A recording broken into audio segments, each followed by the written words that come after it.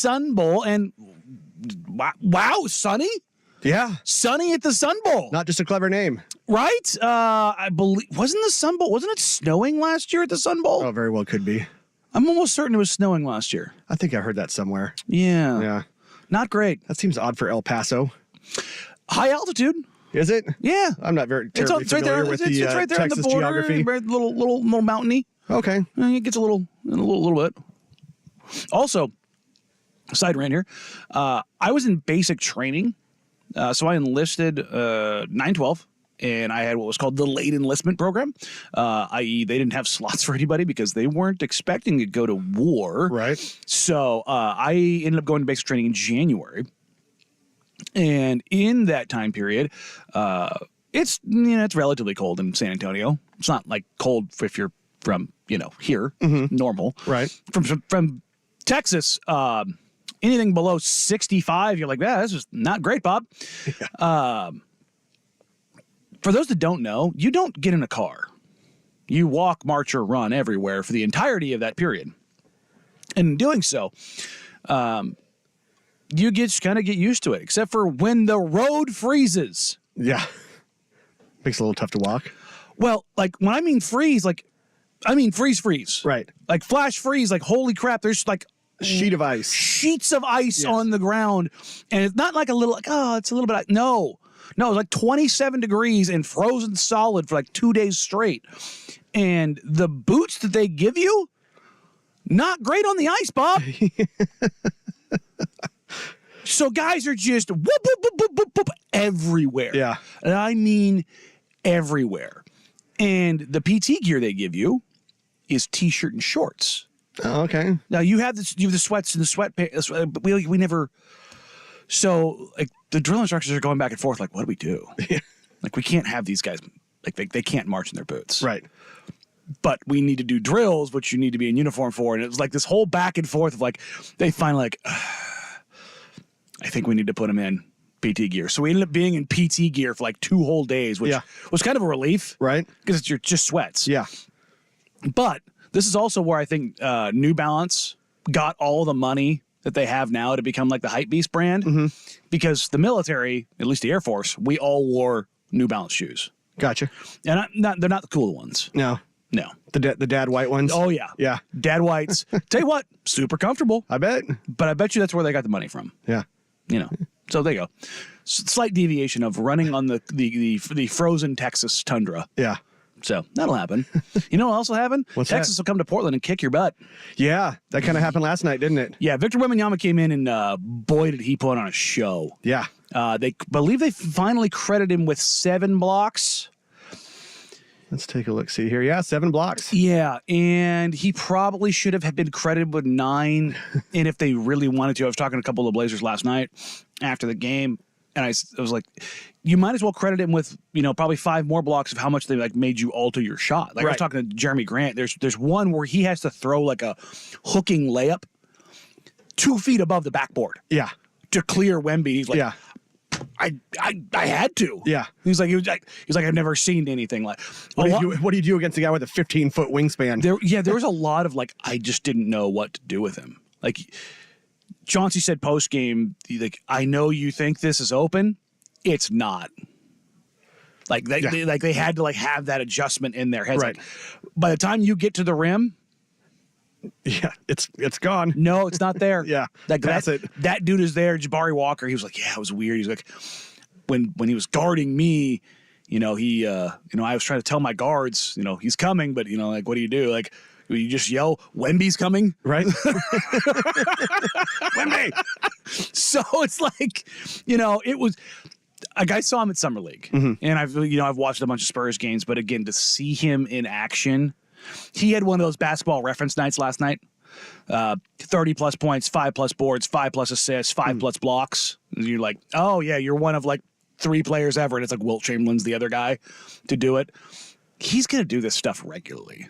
Yeah. And that's the terrifying thing. It's just like, but I tell you what, it was cool to see. The problem is you're likely not going to see it tonight. Right. Because he stepped on a ball boy the other day and they're managing his ankle. Yeah. One, So Pop already came out and said that he more than likely, most certainly will not play in both ends. wink, nod, yeah. Yeah. As far as the Blazers go, I don't know. I talked to Ant the other day, and he was definitely sick as a dog. That's why he didn't play last night. I was there pregame, and Duop Reith was going through pregame, and he kind of stopped and grabbed his lower back, and he looked over, and he's like, I don't know, man. I'm like, you good? He's like, getting some back spasms. And I was like, well, he's out for the night. Yikes. Yeah, no kidding. So, Man. I saw him leaving last night, and he was still kind of fighting it. So I'd imagine he's probably tries to warm up, give it a game time decision. DA's knee was swollen up the other day, so I don't know if he goes tonight. The sickness that Ant has is going through the locker room. Oof. That happens. Yes. So we'll see who's available and who's not tonight. The Blazers did recall Chris Murray and Ryan Repair, but Chris is also sick. So yeah, they're dropping like flies right now, Jeff. Yeah, that's not good. That's not good. Well, I mean, I guess unless you're, playing for ping pong balls, which they're not. Well, The players aren't. No. The players never do. Players never tank. It's always organizations. Yes. And I've had this so many times this year, like the Blazers get a win. Like, well, maybe they can string a few together. Yeah. Maybe they can string a few. I'm like, guys, they're going to be at or under the win total. Right. Like, that's what's going to happen at the deadline is a veteran is probably going to get moved. Yeah. And in that time period, Yeah. Iwa Baji's going to play a little bit more, which we'll talk about Baji today. Right. Because Baji was fun last night. Got to talk to him after the game, and he's a treasure. Yes. He's a wonderful human. What was he? He got the first bucket of the night, if I remember correctly, on a putback. His first career bucket Yeah. was last night, yes. Okay. So he made his debut not last night, but against the Kings in a 2-minute stint. And then last night he got real minutes, obviously with the center depth just depleted. Right. But yeah, he had a vicious putback that he caught and cocked back behind his head. Yes. That was fantastic, and he gave a nice little the whole what was unfortunate. I believe it was the Chris Paul hits a 3 to close the lead to 42 Right. type situation. Yes. He throws down this massive putback dunk. And kind of looks to the bench and gives a little flex. Those are his first career points. It's and the score is now 44-21. Spurs lead. And it's like, I can imagine what Casey and Lamar's call was on that, just because you want to get hype, but the team you're calling for, it's just getting curb stomped. Yes. So he had some fun plays. He had some fun moments. You got the Scoot Wemby matchup version 1. There was a bunch of national long-time NBA photographers that were in there to document 1 versus 3, all that kind of stuff. Pop was his spicy self. Normally he's happy when he comes here, because he'll get some of his wine. He'll go out to a nice restaurant. They said that they made him that they decided to have dinner in the team hotel, which again, I think they stayed at the Ritz. Yeah, food's pretty decent. I'm sure it's going to be fine. But he wasn't his normal pregame Pop in Portland is usually got some gold. Right. He got asked 4 different questions. I think Heiken asked him if he had watched anything on Scoot. It was either Heiken or Gunderson, and he dropped a line of, "Have you seen our team?" I'm not watching tape on anybody else. It's I've heard the kid's great. But I saw that quote. It was just being in the room. It was just you wanted to just crawl up a wall. Yeah. The cringe factor was incredibly high. So we're sportsing far, far, far too hard. We are kind of. Right. But in one tangential Blazers thing, maybe I'll find a way to grab a little snippet of the audio today. On the way in today, I was listening to All the Smokes LaMarcus Aldridge interview. And if you are a Blazers fan, if you love LaMarcus Aldridge, it's an hour and 20 minutes. Listen to it for me, it's a little more than a drive. Mm-hmm. And I had already heard parts of it through their YouTube channel. It's so good. Jeff, it is so, so, so good. Yeah. Just the little nuggets of just, how he was, the mentality. There was a line in there that we can talk about where when he left Portland and then went to San Antonio, he goes, I don't know if I've ever said this publicly, but when I left, it was the Lakers to lose. they fumbled the bag. Yeah. And I knew that part of like the presentation was really bad. Like they screwed it up horribly. Right. But he confirms like, no, I wanted to go to the Lakers because he had a great relationship with Kobe. Like he lived in Newport Beach and ran into Kobe all the time. But just he's one of the guys who I've loved watching play probably more than anybody. And just some insights into time here, both, you know, with him and Brandon, then with him and Dame, and then post career and his heart stuff. And it's a kick-ass interview, to be blunt. Yeah. Like, so I hate to redirect people away from us at any given time, but Right. that's something you definitely got to go check out. Another thing you got to go check out is the bowl coverage that we are going to have today. We will start with Arizona, Oklahoma, where the Arizona Wildcats take care of the Oklahoma Sooners right out of the gate in the Fun Time Bowl series, and then we will get to the rest of the Pac-12 bowls, including keeping you updated on Oregon State Notre Dame. That is currently 7-0 Notre Dame here as the second half is just about ready to close out here in the final 2 minutes. But we'll get to Arizona, Oklahoma coming up next year on Danny and Dusty, 10 to the Fan.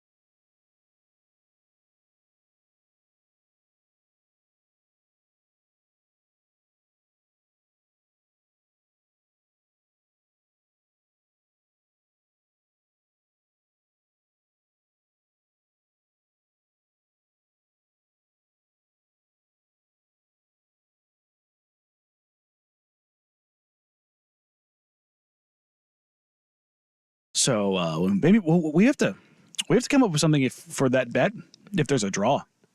Ooh, right? I mean, are we both mustached? I don't know. Is that how that works? I guess we'll see. Maybe Dusty picks worse than us. And we both get to shave him.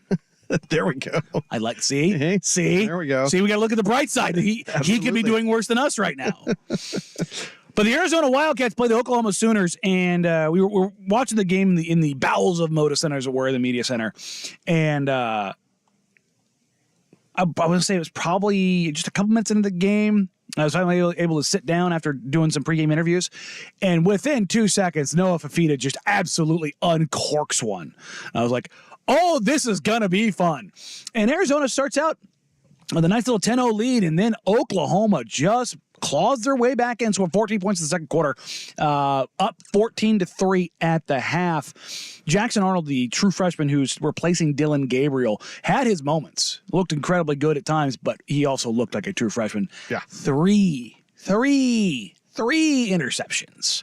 And that's what ended up being the backbreaker early on for Oklahoma.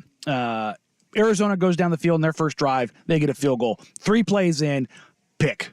Arizona goes straight down, scores, touchdown. Next play, 35 yards. 10-0 Arizona.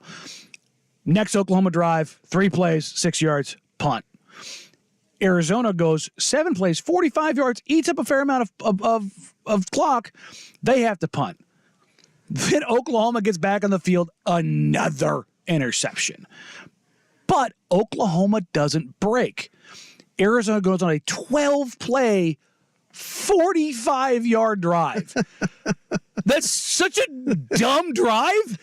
12-play, like you see 12-play, 4.5-minute drive. You're like, they went 75 yards. 12-play, 45-yard drive. But they get held to a field goal. Mm-hmm. Again, Oklahoma doesn't break. And at this point, I'm pulling on my collar a little bit. I'm like, uh-oh, they've forced a lot of turnovers, and they haven't capitalized. Hopefully, Oklahoma doesn't figure this out. Oklahoma responds with a 10-play, 75-yard drive. And you're sitting there as Jackson Arnold, the drive summary. Jackson Arnold pass, penalty, Jackson Arnold run, Jackson Arnold pass, run, Jackson Arnold pass. You're picking up what I'm putting down. Yes. All of a sudden, you started to see the special and the freshmen starting to shine. And Arizona's like, They come down, they throw the pick. But Oklahoma, not to be outdone, another turnover. First play, fumble. Yeah. And you're just sitting there going, oh my God, this game is drunk. It's so drunk. What is happening? Arizona, though, 7 plays, 51 yards, punt. And you're just like, what the hell is happening? I kept seeing one of the themes I keep seeing on Twitter the last few days from former footballers like your Jeff Schwartzes and your Chris Longs and whatnot. They said that it should be during bowl season, it should be illegal to punt in your opponent's territory. There was a few of those in Arizona. There was, I don't want to say Jed Fish was playing scared, but he definitely played safe. Yeah. In the end, it worked out for him. However, Oklahoma, they take the lead after that punt, go 6 plays. They pinned him deep. The punt pinned him deep, pinned him at the 8-yard line. Mm-hmm. You've got Jackson Arnold going on a 6-play, 92-yard drive that went 239. The big part of that coming on the second play of the drive from the 10-yard line, Gavin Sawchuk runs for 62 yards. There's something special about being deep in your own territory and getting the Barry Sanders. Yeah. Taking a run where there's just so much space behind the defense that once you get going, it's just, how fast are you? Yeah. How fast are you? And those plays are so few and infrequent because it's incredibly hard to run when you're pinned in your own territory because everybody knows what you're trying to do and they stack the box, they fill the gap. But if you make enough guys miss and the defense is flattened out enough, boy, is there a lot of green in front of you. So Oklahoma capitalizes. They get the touchdown. They go into the half up 14-13 after another pair of punts between both teams. And then Oklahoma comes out in the second half. They get a touchdown, 21-13. And now I'm getting a little tight. I'm up in the press box now for the Blazers game. And full disclosure, we may or may not have had both the Detroit Pistons Celtics game because the Pistons forced overtime against the Celtics to see if they could keep their losing streak going. They did. Congrats to the Pistons. We'll talk about that briefly here today. Arizona comes out, punt. Oklahoma field goal. Oh, no. Arizona punt. Oh, no. This thing's going to go sideways. And then Oklahoma does it again. Another bleeping turnover. Their 5th turnover of the game. It is a scoop and score. Whoop! Yeah. Tough to win with 5 turnovers. Good God. Excuse me. That was a 4th turnover because we've had 3 picks at this point. 2 picks and the fumble. Gotcha. So this is fumble number 2. So we're at 2-2. They come out on their next drive, and he throws another pick. Nicely done. I'm sitting there going, holy crap. Now, during all this time, part of the reason Arizona is struggling so much is they lose their right tackle, and Noah Fafita is running for his life. Yes. They got to him, I believe they sacked him 7 different times, and you have to give Fafita credit because he stayed in there, and the little man stayed strong. It helps when you have 6'5" Tetairoa McMillan who goes for 10 catches, $160, and just wins everything. Absolute dude. But you get the response again from Arizona finally. They get the field goal to tie it up. Oklahoma comes out. They force them to punt again. Arizona goes down, scores again. Massive drive. 8-play, 95 yards. So you had 2 monster drives in this game where you had 2 young quarterbacks take their opportunities and really show what they can do going forward. For Oklahoma, he can show that he can turn that ball over, but he can do some things.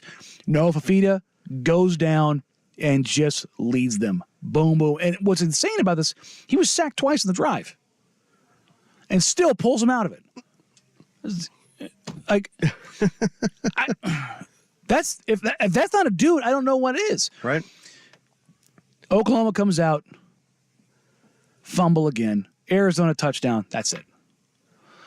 6 turnovers from the Oklahoma Sooners. Tough to win a game that way. 3 interceptions, 3 fumbles, and it's just it's brutal because you get the big play from Gavin Sawchuk. The Oklahoma Sooners run for 201 yards. Obviously, if you take that run away, 33 carries for basically $150. Still a good day at the office. Yeah. You have Jackson Arnold, who does throw for 361. I mean, it mildly efficiently, 26 of 45. Give him 3 interceptions back. It's 26 of 42. Right. All right. Okay. So you're like, okay. Noah Fafita, though, finishes the night 24 of 38, 354, 2 touchdowns and an interception. Jacob Cowing. We talked about Tetairoa McMillan. Jacob Cowing, who Dusty and I had on Pac-12 Media Days 2 years ago. Mm-hmm. He was a transfer from UTSA. All of 5'8", $170. And through all the guys that we had come through that day, he was one of the most. Him and the corner for Utah, Cole Phillips, were 2 of the most incredible humans to talk to. But Cowing there's something like, do you know how good you have to be at something when you're that much smaller than it's like Muggsy Bogues, Right. Yeah. like. When you're that much smaller than everybody else, how good you have to be at everything else. You've got to have the fundamentals and the brain. The hands, the route running, the IQ, and he's got it all in spades. The kid is a absolute certified baller. Finishes the game 7 catches, $152, 2 touchdowns. And I mean, between McMillan and Cowing with the young Fafita, they go out there, they win this game 38-24, and we talked about this yesterday, the springboard going into the Big 12. You look at all those teams, your Kansas States of the world who won the conference last year. Like they find a way every now and then. Yeah. Baylor finds a way every now and then. TCU finds a way every now and then. It's a solid conference. Yeah. Arizona was a laughing stock. Right. 2 years ago. Yeah. What Jed Fish has done there? Now a 10-win team. They're a 10-win Arizona football team. In what has been one of the strongest seasons in the Pac-12 ever. And their losses were to USC in triple overtime, to Oregon and Washington. Man, yeah, that's... Three of the best offenses in the entire country. Look out, Big 12. The three of the best quarterbacks in the entire country. Yeah. That's who they lost to. Man, yeah, look out, Big 12. It's going to be fun, man. Yeah. It's going to be fun. So shout out to the Arizona Wildcats. That puts a little, lick the finger, put it up on the chalkboard for Jeb Fish and also for old Jeff Russ and old Danny Meringue. Right? Nice little win for all three of us, right? Nice to get me off the schneid. Good night. All right, coming up next, we will dive into what's coming up next in the bowl series world. Oregon takes on Liberty. Liberty. Is there a world where Liberty can upset? How many points can Oregon possibly win by? We'll get to all that and more. But first, here's the Big Kahuna Sports Center update. That's that Hawaiian burger joint. This is College Bowl Week with Danny and Dusty. Brought to you by Mods PDX. The future of building is here. Now, from the Spirit Mountain Casino Sports Desk, a Sports Center update on 1080 The Fan. It's indoor golf season. Check out X Golf in Vancouver or Tualatin, the home of indoor golf, online at xgolfpnw.com. First on the Fan, it's bowl game day for number 19 Oregon State as they face number 16 Notre Dame in the Tony the Tiger Sun Bowl. That's in El Paso. The game can be heard over on sister station 910 ESPN Portland. The first half has just finished, and it finished with a Hail Mary of sorts from Ben Gulbranson being intercepted by the Irish. So at the half, number 16 Notre Dame leads Oregon State 14-0. We're getting into the waning moments of the Tax Slayer Gator Bowl. It's been one heck of a wild fourth quarter. Clemson has outscored Kentucky 20-14 in just this stanza. Number 22 Clemson trailing Kentucky. It's 35-30, but Clemson has the ball and they are driving into Kentucky territory. Memphis and Iowa State face off in the AutoZone Liberty Bowl. That's a 12:30 kick on ESPN, and at 5 o'clock is the Goodyear Cotton Bowl Classic with number 9 Missouri and number 7 Ohio State on ESPN. Coverage on sister station 910 ESPN Portland starts at 4:30. Tune into the Fan Sunday morning at 9 a.m. for the Ducks Game Day Fiesta Bowl preview as Dirt and Anthony Newman get you ready for Monday's game against Liberty. That'll take you right into coverage of the Steelers at the Seahawks at 11. Dolphins receiver Jalen Waddle out Sunday at the Ravens due to a high ankle sprain. Commanders quarterback Jacoby Brissett now questionable with a hamstring injury suffered in yesterday's practice. If he can't go, Sam Howell will start Sunday against the 49ers. Colts receiver Michael Pittman Jr. cleared concussion protocol and is on track to play Sunday against the Raiders, but running back Zach Moss out with a forearm injury. And on the hard court, after the Blazers nearly got run off the court in the first quarter of last night's loss to the Spurs, same two teams back at it tonight. 7 o'clock tip on Root Sports Plus. Blazers 5.5-point favorites. Victor Wembanyama likely out tonight for San Antonio. More sports scores and stories in 30 minutes. I'm Jeff Rust at the Spirit Mountain Casino Sports Desk. Watch and wager on every game at Spirit Mountain Casino with a sportsbook powered by BetMGM. Learn more at spiritmountain.com. Your home for bowl games and the college football playoff. The Odyssey app and Portland's sports leader, 1080 The Fan.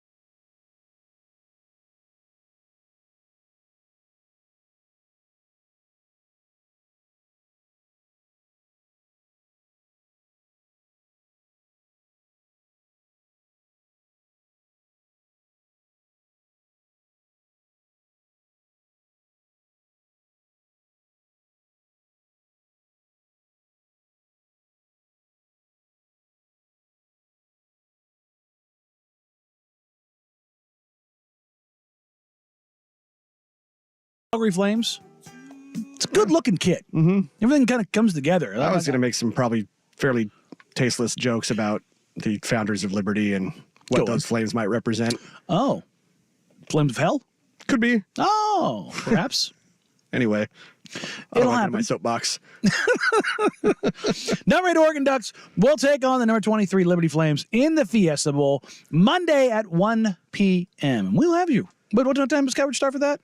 On Monday? Yes. 8 a.m. 8 a.m. Sunday morning, we're doing our Ducks game day Fiesta Bowl preview show, 9 to 11, with Dirt and Anthony Newman and myself over here on the ones and twos. Yes. So you'll also be here on Monday morning, right? No, I will not be. We're going to re-air that at 6 a.m. And then live network coverage starts at 8 a.m. Indeed. And it will get you all the way up to the game. And then we will have the game around, kickoff will be about 10 o'clock. Yeah. Yeah. There you go. Babe.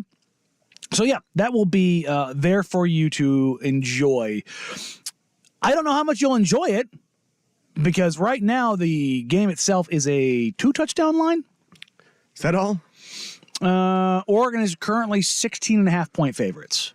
16.5. See, now, I mean, this is one of those where typically you could have one of those letdown games where it's not exactly the We're bowl. playing Liberty. Yeah. Letdown. Not exactly the the Liberty bowl or the letdown. opponent that you want. Liberty Bibberty letdown. What are we going with? Right. Yeah, exactly. But I think you're getting some buy-in from guys like Bo Nix, who is playing. Well, hell, even though he Bo's doesn't have playing. to. Yeah, that's what I'm saying. So I feel like they have a certain amount of fire under their butts for this one. That's fair. The interesting thing about this is that, there's plenty of interesting things, but one of the interesting things about this is that you do have Bo Nix playing. Troy Franklin is not. He got a little banged up. Not Will Ortner banged up, but a little banged up in the Pac-12 title game, and he is going on to the NFL, so he is just getting his body right, making sure he's good to go, doesn't suffer that injury. It doesn't happen often, but it does. I think Bo is the kind of guy who he is who he is as far as the draft tape is concerned. I don't think he's hurting or helping his stock playing. Right. It's just, I think this is a guy that loves college football. Yeah. And that's not a shot at anybody. Like, I have zero issues with guys that leave for the NFL. I've had people like, oh, are you mad that Caleb Williams is leaving for the NFL? No, I'm not. I'm not in any way, shape, matter, or form mad about anybody who goes to the NFL. Right. It's life-changing money. Yeah. Go. And that's the opportunity. You have to take that opportunity. But I do applaud guys that come back that don't need to. Right. Like, when I heard Bo was coming back, I was a little like, really? Like, I was caught off guard too. Definitely. It's one of those situations where you're just like, all right, this is going to be cool. Mm-hmm. And it adds to the pageantry. We'll say the pageantry of the Fiesta Bowl. Yes. But you do have two of the best offenses technically in the country. Points per game, the Ducks finished 44.2 points per game. It's second in the country. Liberty Bibberty, 40.8 points per game. You had the Oregon Ducks as one of the best overall offenses in the country, finishing second total yards. Liberty Bibberty, number 3. They do find ways, albeit not the traditional passing offense, to break you. And that's basically because Liberty has more running ability than anybody else in the country. Mm-hmm. Their ability to grind you up on the ground is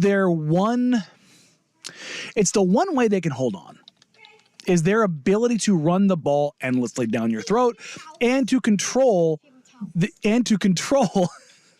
the number of possessions that you can have in a game. For those that are wondering, if you're hearing little voices in the background, Jeff Russ kid's here today. He's on dad duty. We were out of options. And it happens. Dusty has the kids in here from time to time, and it is so you're not mishearing things. Also, my voice isn't changing that much. Right. So, as I was saying, Liberty has their one way, in my opinion, of keeping this from being an absolute shellacking is to just limit possessions. Keep the Ducks offense off the field. But the issue here is that Liberty has not played a Power 5 team this year. So while they may be undefeated and they may have racked up wins and they may have racked up yards, who's it against? Right? Exactly. Who's their best win this year? UTEP, UMass, New Mexico State, Louisiana Tech, Buffalo. This sounds like a basketball schedule. Yeah, right. Western Kentucky, Jacksonville State, FIU. Oof. Seriously, this sounds like an NIT tournament. Yeah, woof. Middle Tennessee State, it was a one-score game. Mm-hmm. 16.5 might not be a big enough line. Right? I don't know, man. I've been scanning the interwebs to find one person to pick Liberty. Just be like, is there somebody? Not a one. Yeah. Which also, it doesn't like scare me, but the fact that it's so far unanimous, I don't like unanimous. Yeah. I never like unanimous. Well, that's one of those, though, where you don't like that unanimous when it's, say, a top. I mean, I realize this is still a top 25 matchup, but it's not your. It's not your traditional not your- top 25? Precisely. Sure, if this was number 13 versus number 17. Right. Exactly. And it was a Power 5 team. Yes. And it was all unanimous on one side. That's where I would start to pucker up a little bit. That's where I was going to get to. Like, I feel like this one a little bit different. Yeah. The modeling from ESPN, the BPI prediction, has Oregon by 18.6 points, and they are winning in their simulations 90% of the time. So there's still Only a 90? 10% chance. You're saying there's a chance? Tell me there's a chance. Tell me there's a chance. I don't know, man. Is there anything about this game that your eyebrows are raising, or you're like, maybe Oregon comes out flat, maybe Liberty has something? I just don't see it. I genuinely don't. I'm not sure it's really any of the on-field stuff, but it could be because, well, look, it's an 11 a.m. local time kick, which is a tad earlier than anything they're used Sure. to. You're not used to anything before 12 o'clock, really, or 12:30, and that's on your West Coast time. So even if they've been there for a bit and they're trying to acclimate, I realize it's only an hour time change from here to Glendale, but that would be one thing where maybe they're just a bit slow out of the gate. Yeah, and again, Liberty does lead the country in rushing. It led the FBS in rushing over 300 yards a game. Caden Salter, their quarterback, is an incredibly fun story. Ran for over 1,000 yards. Like he's a true dual threat guy. I don't know if that's enough. Like, everybody knows where I stand when it comes to Oregon. Right. I have no reason to go out of my way and be like, yeah, no, the Ducks, but they should go out there and beat the living crap out of Liberty. Yes.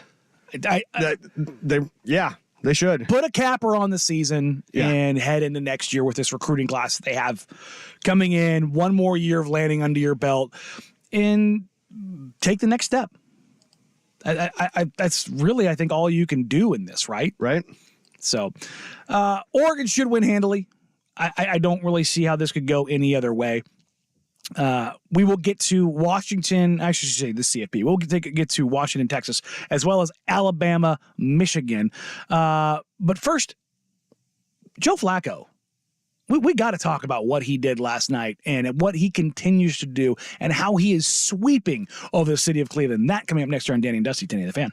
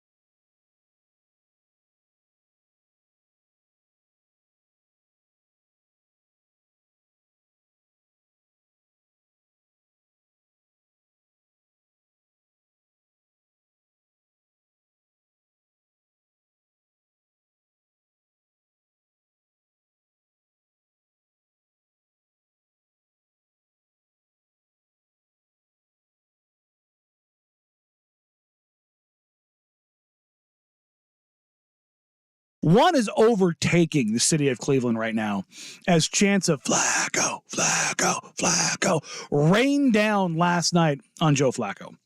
Flacco hopped on with Pat McAfee earlier and talked about the ability to stay ready at his age coming basically off the couch. Are you working out every single day like you're an NFL quarterback? Like, how were you able to just get dropped in and go for 300? Oh, and we saw the first game, by the way. It was beautiful against the Rams. It was early in the game. I don't know if you heard us talk about this or if you even know that our show exists, but you threw a ball and you overthrew somebody by maybe 15 yards. Yeah, at least. And it felt like that was like a reminder to maybe yourself, also to Stefanski, and to everybody, like, let's remember, okay, what is happening here. Have you been throwing all year? Were you working out all year? Can you tell us how you were just dropped in there out of nowhere and performed phenomenally? One of my brothers actually saw that clip and was just pumped up about you talking about that. He loved that part of it for some reason, and I can't lie, it was pretty cool to hear. But no, it's not like it's impossible to do the same thing as you would be if you were with the team at practice every day, throwing to live guys, doing all that stuff. I basically extended my off season and stayed in the gym and did all those types of things. But in terms of throwing the football, I was doing it 2, sometimes 3 days a week, throwing to spots. I mean, you guys have probably heard at this point, I was throwing with my younger brother. My dad was out in the field kind of spot catching for us and things like that. I was making sure that if I did get signed, that my arm could deal with what it was going to go through over the next, however long I was going to be with the team. We stand an absolutely just unbroken dad. There's a quote out there. I wish I knew who to attribute it to, where they said, look, it was an NFL executive. They said, Joe Flacco's like Nolan Ryan. He'll be able to throw the bleeping ball until he's 75 years old. Mm-hmm. And you see it late in quarterbacks' careers. Flacco's what, a year younger than me? I mean, he's old. I think it's 37, 38. 38 years old. Your arm just isn't the same at that point. Yeah. And yet he's still spinning that thing. Mm-hmm. Absolutely cooking. Some guys just have it. You're never going to lose the velocity. You're never going to lose the touch. You're never going to lose the ability to just absolutely uncork it. What's wild is he's talking about, I threw 2 or 3 times a week. I threw 2 or 3 times a week to keep my arm loose. Yeah. It's like pitchers and catchers reporting for spring training. They get down there a couple weeks early to stretch their arms out. Joe Flacco was essentially like, I kept my arm warm with my dad and my brother. Yeah. Like, that's such an insane thing. He went 19 of 29 for 300 yards last night. Yeah. Against a team that doesn't have a quarterback right now, who he was in the building with. After the game, Quinton Williams came up to him, dapped him up, gave him a whole bunch of love. C.J. Mosley came over, gave him a whole bunch of love. You look at this whole situation as it pertains to how just mismanaged the Jets have been around the quarterback situation, but not only that, but how much Joe Flacco is beloved. Right? He just got done beating the crap out of him, 37-20, clinching a playoff spot for the Browns, carving him up left, right, and center, and his former teammates came up to show him love. I think it was Schefter that tweeted it, that said a few things have to go the right way, but there is a chance that the only 2 teams that have finished a season, I guess, 0-16, and the Browns and the Lions, could both wind up with the number 1 seed this year. Oh my God. Yeah, they would need the Ravens to fall off in the next 2 games, and you would need the 49ers to fall off and the Eagles. Right. Yeah. So like I said, there would need to be some help there, but I mean, that would be it's a Christmas miracle. Right. I mean, and that's the cool thing about the season is that you do have both these franchises who have been mired in suck. Yes. I mean, just basking in the absolute suckitude of, sports fandom. And we'll talk about the Detroit Pistons here a little bit because thank God for the Lions. Right. Thank God for the Browns right now because the Cleveland Cavaliers, Evan Mobley's out with surgery. Darius Garland's out with surgery. I mean, it's like, good God. You got their tight end burned his face off. David Njoku, he played through with a mask on. Mm-hmm. Have you seen the clip of him on the sideline last night? I saw signing the autograph. Yes. Such a great clip. Number 1, face looks great. Yes. Looks great. Yep. He's got just mild little marks. Yeah. I thought he was going to be barbecue chicken. Well, and then they showed him in the parking lots after the game. He's out there having shots with the fans. Oh, I mean, you have to. Yeah. You clinch, you have to. Yeah. But Njoku's up on the stands, doing autographs pregame, and he's very mildly signing an autograph for a kid, and then he just breaks out. Like, kind of grabs the kid and shakes him and just gets wide-eyed. We made the playoffs! Fantastic. And the kid's like, yeah! It's Fantastic. Everything about it. Like, we love a comeback story, even for the Dirtbag Browns. Yep. Even for the team that They're easy to root for now that Deshaun Watson isn't playing. we've talked about this for a couple weeks. Yeah. They play a fun brand of football, Jeff. Yes, they do. Yeah. And their defense is Their stellar. defense is great. Joe Flacco's out there, Joe Flaccoing, just slinging that thing around. And there's just something about the story of an old dude coming off the couch and leading them to greatness. Right. No, absolutely. Yeah. It's just fun. Yeah. And imagine, and was he not on the Jets sideline earlier this season? That's what I'm saying. He was literally in the building with the Yeah. Jets, and they still have quarterback issues. Yep. How did you not go down that road? Like, I know to hindsight 2020, blah, blah, blah, blah, blah, but my goodness. But can we just give a shout out to the old guys right now? The old guy coming out there and absolutely just all vibes. Yeah. Gives us all hope. All vibes. Just letting that thing go, being a dude. Yep. Gives us all hope. Until Right? I go out and I tweak my back climbing into the truck later. I'm gonna get out there on the Moto Center floor pregame. I'm gonna get some shots up. There you go. Let everybody know. Pull a hamstring. Yeah, absolutely. God. I ever tell you, I was at Blazers practice facility right before I had my second hip surgery, so I was going through it. Yes. And the ball rolls to me where the media stand is, like right there in the corner of one of the courts. And I fire it back to Chauncey, and he just freaking two-hand chest passes a missile to me. He goes, no, you got it. Let it go. And I'm like probably 3 feet behind the corner. I just take a little step in and walk into a cold 3 on one leg. My left hip is just fried. I'm quite literally, I'm should be on crutches because my left hip is so bad at this point. So I just kind of half step in and get on my right leg, fire it up, cash it out. 1 for 1, baby. Never doing it again. Yeah, right. I'm out. I put my hands up. I was like, undefeated, baby. Undefeated. Everybody just kind of laughs. And I in that moment, I was like, I looked at Hyken and I'd go, everything hurts. Everything hurts so much. He's like, was it worth it? I go, for the smiles and the laughs? Yeah. Yeah, it was, just to let him know. Yeah. I still got it. You bet your sweet Bippy it was. Are you kidding me? That was my Joe Flacco moment right then. Right there. I was like, I'm 38 years old, just let it go one more time. Absolutely. You better believe I left my hand up there too. I Russell Westbrook the hell out of that thing. I knew as soon as I let it go, I'm like, that's cash. That is cash. And so, you got to love to see the old guys kind of figure it out. Absolutely. All right, coming up as we reset in hour number 2, the Washington Huskies are going to take on the Texas Longhorns. What do the Washington Huskies have to do to move on to the college football playoff final against either Michigan or Alabama? Coming up next year on Danny and Dusty, 10 the Fan.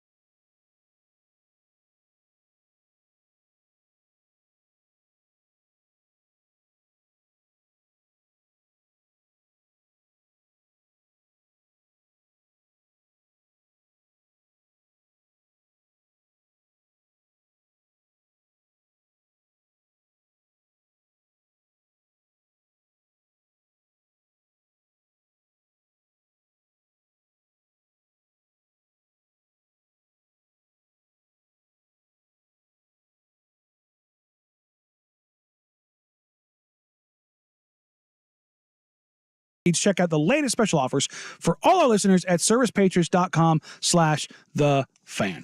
And for those of you out there, you hit us up on the Vancouver Ford text line with your thoughts, whether it's Oregon versus Liberty, Texas versus Washington, Michigan versus Alabama. The college football playoff is going to hit this weekend. We will not be here on Monday when those games are going on. Dusty will be working sideline in Oregon versus Liberty. I'm just going to say Liberty every time.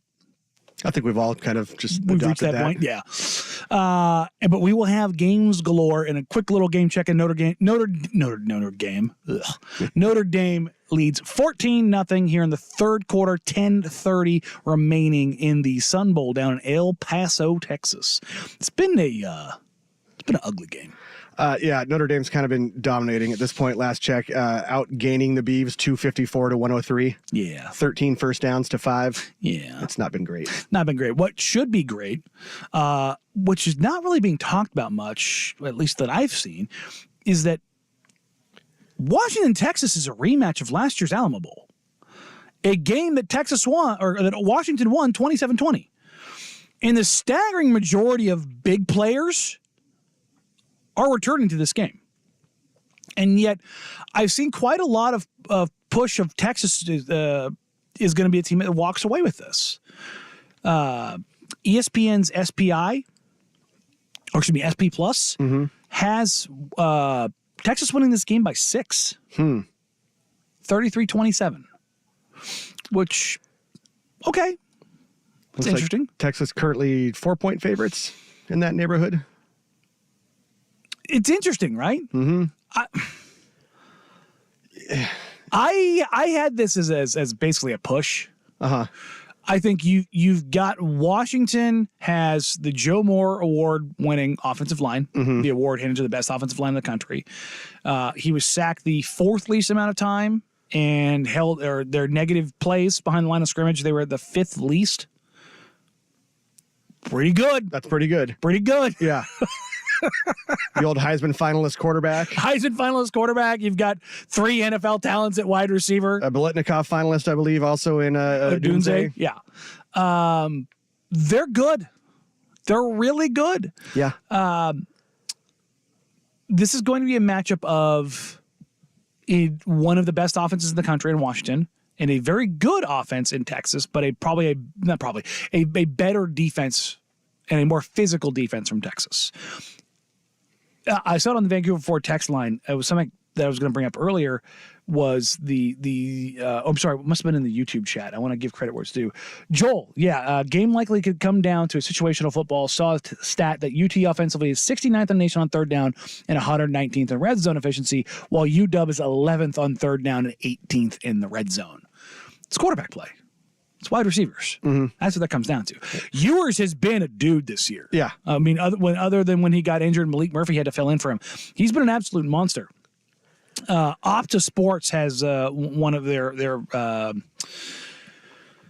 breakdowns as it pertains to Michael Penix. He obviously led the nation in passing yards, but he ranked 15th in the country, averaging essentially 11 air yards per attempt. Yeah.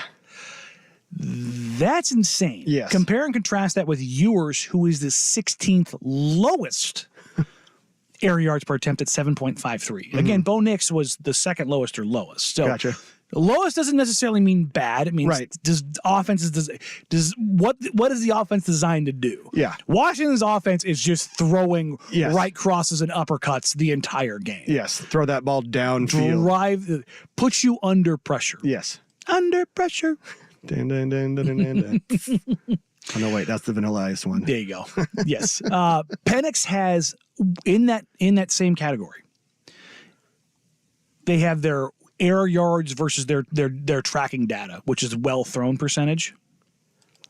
Penix has the second best well thrown percentage on those deep balls. Holy shnikes. Right. So turns out, number one, being able to throw the living hell out of the ball with maybe the best touch in the country on a deep ball, but also having a Dunze, McMillan, Polk, as the guys that you're throwing to, super useful. And as we saw in the Pac-12 title game, as Washington started to kind of take over that game down the stretch, what was it? Yes, it was Bo Nix struggling in the first quarter and being off kilter. He found his game. But it was that Oregon did not have the depth or the capacity to cover all three of those guys for Washington. And that's not a slight on Oregon. Mm-hmm. Nobody has it. That's the problem. That's how they break you, is that you roll two over the top of Odunze, Polk and McMillan are getting single coverage. Mm-hmm. Good luck. Have fun.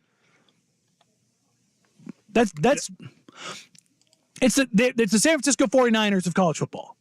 Oh, you want to roll two over to Debo? Here's Ayuk. Here's Kittle. Here's McCaffrey underneath on an option route. That's what they do to you. And it's going to be interesting to see which is going to have their way. Can Texas's offense, like as noted here on the YouTube chat, can they keep their drives going? Because we saw Washington's defense in that Pac-12 title game. Mm-hmm. They came to play. Yeah. They came to play. That is the best performance they had. I don't care what the score was. The disruptive nature of Washington's defense against Oregon in the Pac-12 title game was not something I was prepared for them to have. Bo Nix having happy feet on that first drive was shocking. Right. He was the most composed, just picture of consistency all season. And he looked like a freshman. Yeah. For those the first two drives. Yeah. And I'm not saying anything negative about Bo. I'm saying, holy crap, I didn't know Washington had that in them. Whether it's Braylon Trice, whether it's ZTF, whether that's secondary Muhammad, who just played like a dude all game long.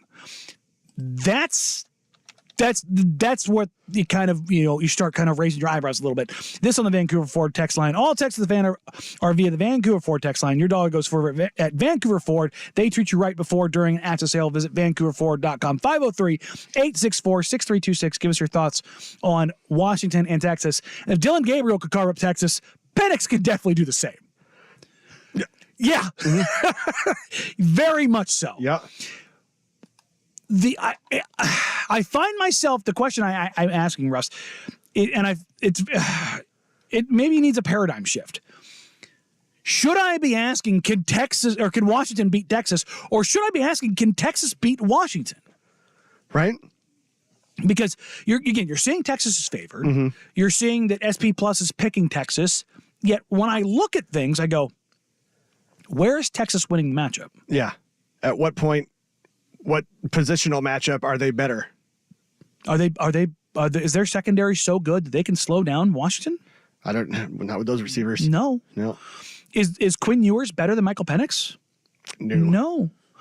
Is Texas's pass rush going to be able to dominate Washington? I think that's the biggest key in the game. Right. Because I have faith that Washington is going to be able to score. How efficiently and how effectively? That'll be the question. Texas, that they can be a good team. They've beaten good teams a lot. Mm-hmm. Just as a highlight, I want to highlight this from, again, Opta Sports. They have their contested catches versus burn rate. Burn rate is how often they break coverage. Mm-hmm. Rome Odunze had the second highest burn rate in the country, i.e. breaking coverage. Malik Neighbors was number one. Okay. His contested catches, number one in the country. 16 contested catches. And this is for guys who have a minimum of 80 targets. The next highest is 10. That's a big gap. That's 1.5 a game where I trust my dude to just beat you, to just moss you at the top. Does Texas have that? Does Texas have that ability to do that? Right? I guess as old, was it Herm? That's why they play the game. You play to win the game. Anyway, that's why they play the game. I guess, we can sit and that's the fun part of what we do. So what's interesting about this, the reason I pulled from this one, because they were the one one site that I saw consistently, Opta Analytics is projecting Washington as the winner, as a win probability of just under 58%, which is closer to kind of how I have it. Right. Which is basically a push with a nod going to the Heisman finalist quarterback team. Yeah. That's in today's world, you can't break unless you're Georgia and you've got 11 NFL draft picks on your defense. You can't break teams like that anymore. Right. Well, and don't forget, and also the Biletnikoff finalist, if I'm right. Yes. Yeah. So I mean, that's one hell of a connection right there. Rome Odunze is the second best wide receiver in the country. Yeah. Marvin Harrison Jr. than him. You can argue everywhere else. I don't care. What, the neighbor's kid from LSU? From LSU, Troy Flankin's a great wide receiver, but He's right up there with him. Keon Coleman at Florida State. Look, to me, and what I've seen from Odunze, a guy that runs a 4.3 at 6'4", 225 pounds, runs a living hell out of routes. Hey, there's no, you put a little guy on him, he high points him. You put a big guy on him, he runs past them. You put him in option routes. Him and Penix have such a relationship. They know where each other's going to be. And Penix is going, if it comes down to it, we know what Penix will do in the fourth quarter. He will find him. He will get him the ball. All of this isn't to downplay Texas. Quinn Ewers has been a dude. They beat Alabama. They beat the dreaded beast from the SEC. They have got players on that team. They have the ability to get after the quarterback. They have the ability to play complementary football. But when I look at this through and through, it's going to be interesting. Yeah. It'll be a hell of a game to watch. I'm excited to watch that. Between these two games, Michigan, Alabama, and Washington, Texas, I think Washington, Texas is the one that I'm more interested in. Not even because it's local, but I think stylistically, I'm going to enjoy this one more. Yeah. Like McCarthy and Milroe, the quarterback play is kind of McCarthy's the game manager. Milroe, while 4th and 31 is fun, he's also wildly inconsistent. But that's the game I could wind up easily being like, 20-17. Oh, for sure. Washington, Texas has all the makings of like, let's get weird. Yeah. In fact, what is the over in this game? 63.5. Yeah. Over under. I'll take the over. Yeah, I'm going to go over too. Yeah. I'll take the over. I think this plays like an Oregon Washington game. And then over under in Alabama, Michigan is 44.5. 20 points, man. Yeah. Basically 3 scores. Yeah. Crazy. That's just fundamental difference in how the game's going to be played. Yep. We will at 2:00 make all of our predictions for who we are picking. Well, at least Rust and I will going into the weekend. But coming up next, we do have to take a little hit towards the NFL before pivoting back to college football, because this weekend is basically a make or break scenario for a couple teams, and we'll get into those coming up next here on Danny and Dusty, 1080 The Fan.